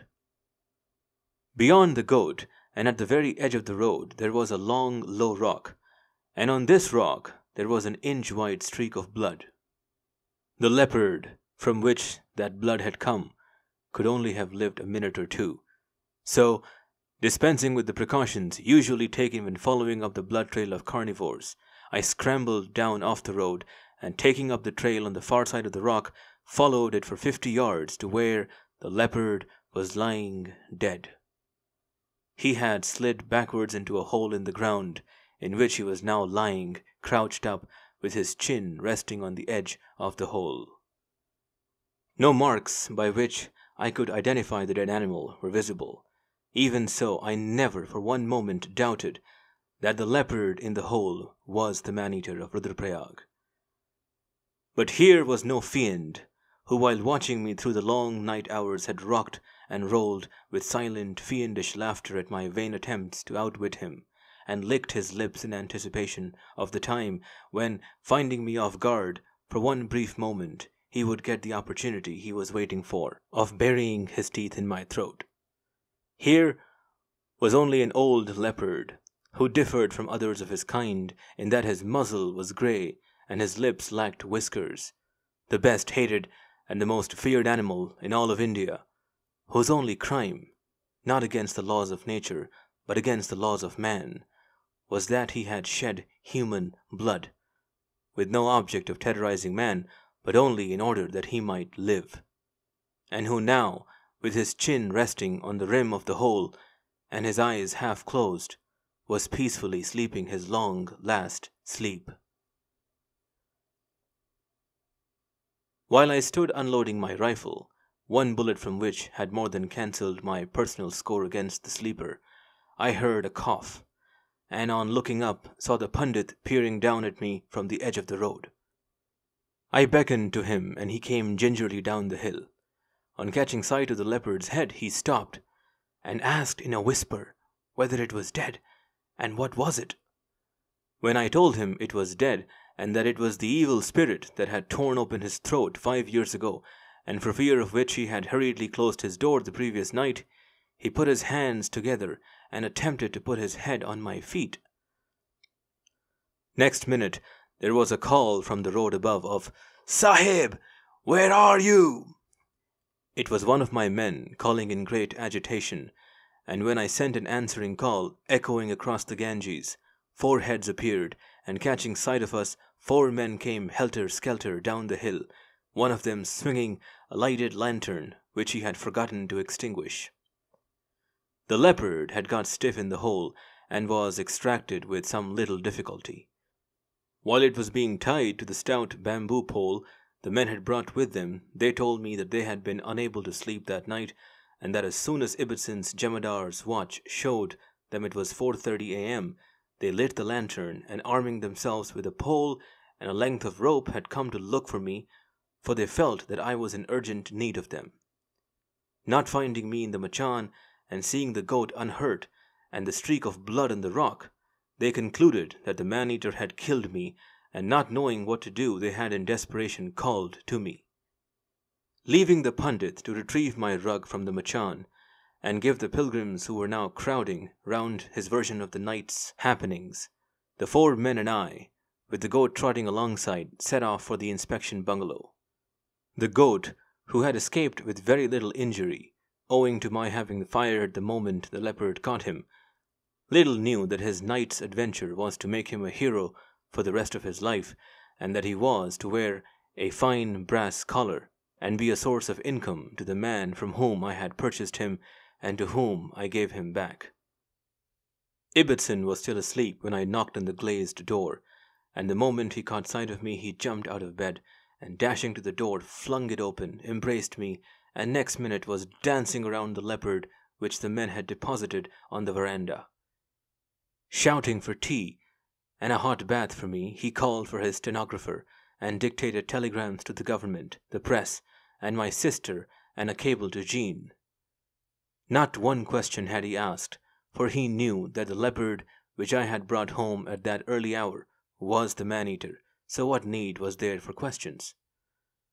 On that previous occasion, in spite of all the evidence that had been produced, I had maintained that the leopard killed in the gin trap was not the man-eater, and on this occasion I had said nothing.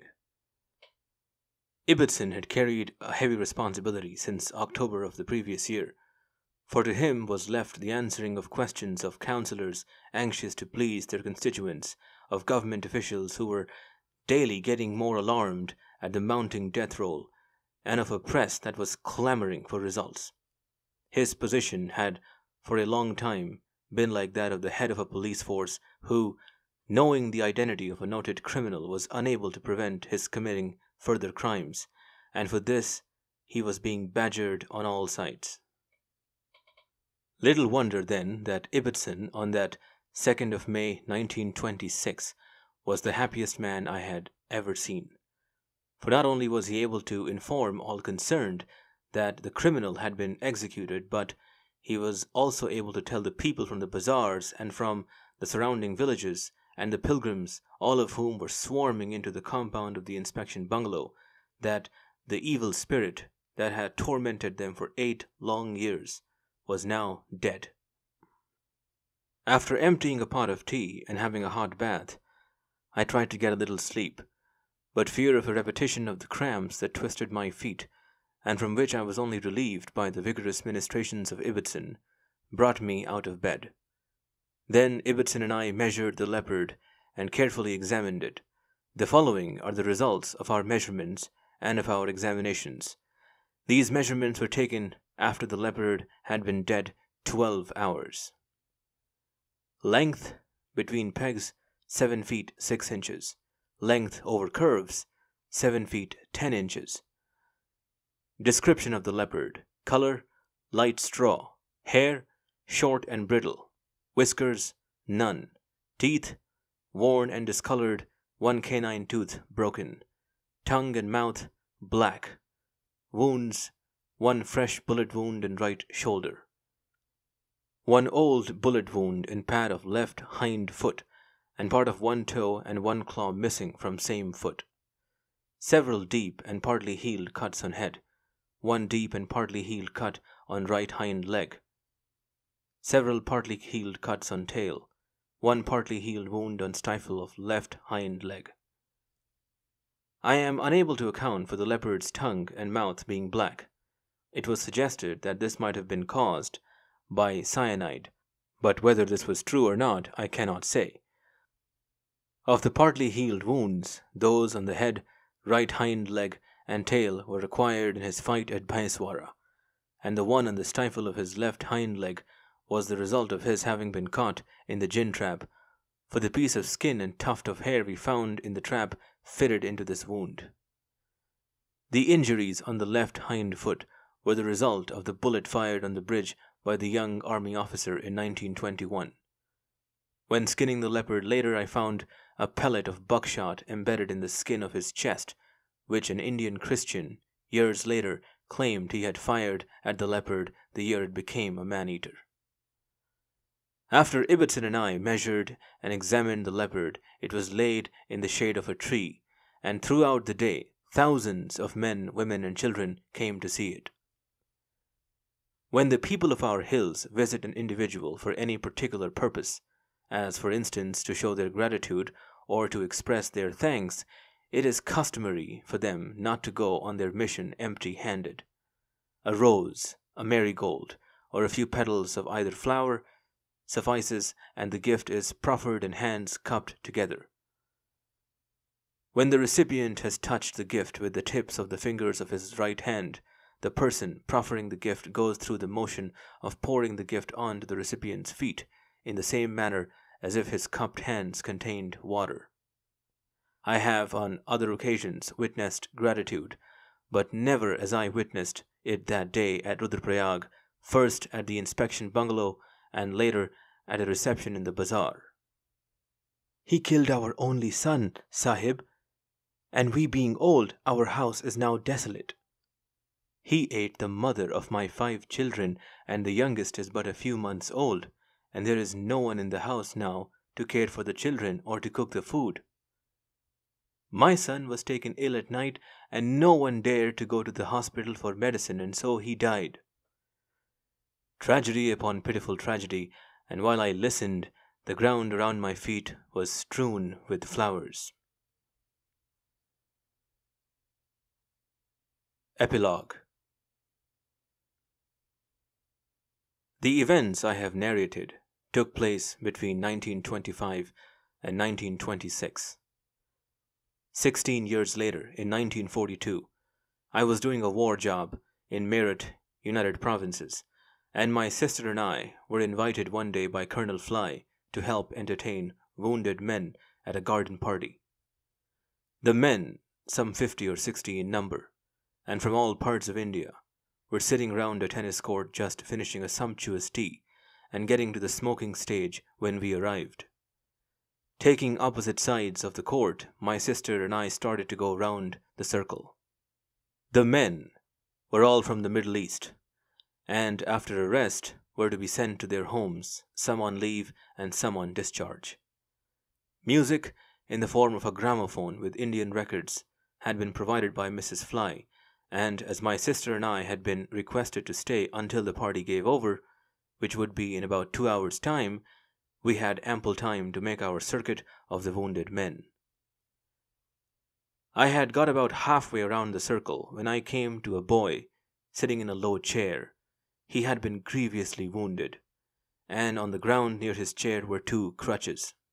At my approach, he very painfully slid off his chair and attempted to put his head on my feet. He was woefully light, for he had spent many months in hospital, and when I had picked him up and made him comfortable in his chair, he said, "I have been talking with your lady sister, and when I told her I was a Garhwali, she told me who you were. I was a small boy when you shot the man-eater, and as our village is far from Rudraprayag, I was not able to walk there, and my father, not being strong, was unable to carry me, so I had to stay at home. When my father returned, he told me he had seen the man-eater and that with his own eyes he had seen the sahib who had shot it. He also told me of the sweets that had been distributed that day, his share of which he had brought back for me, and of the great crowds he had seen. And now, Sahib, I will go back to my house with great joy in my heart, for I shall be able to tell my father that with my own eyes I have seen you, and maybe if I can get anyone to carry me to the fair that is held every year at Rudraprayag to commemorate the death of the man-eater, I shall tell all the people I meet there that I have seen and had speech with you." A cripple on the threshold of manhood, returning from the wars with a broken body, with no thought of telling of brave deeds done, but only eager to tell his father that with his own eyes he had seen the man who years ago he had not had the opportunity of seeing, a man whose only claim to remembrance was that he had fired 1 accurate shot. A typical son of Garhwal, of that simple and hardy hill folk, and of that greater India, whose sons only those few who live among them are privileged to know. It is these big-hearted sons of the soil, no matter what their caste or creed, who will one day weld the contending factions into a composite whole and make of India a great nation. The end.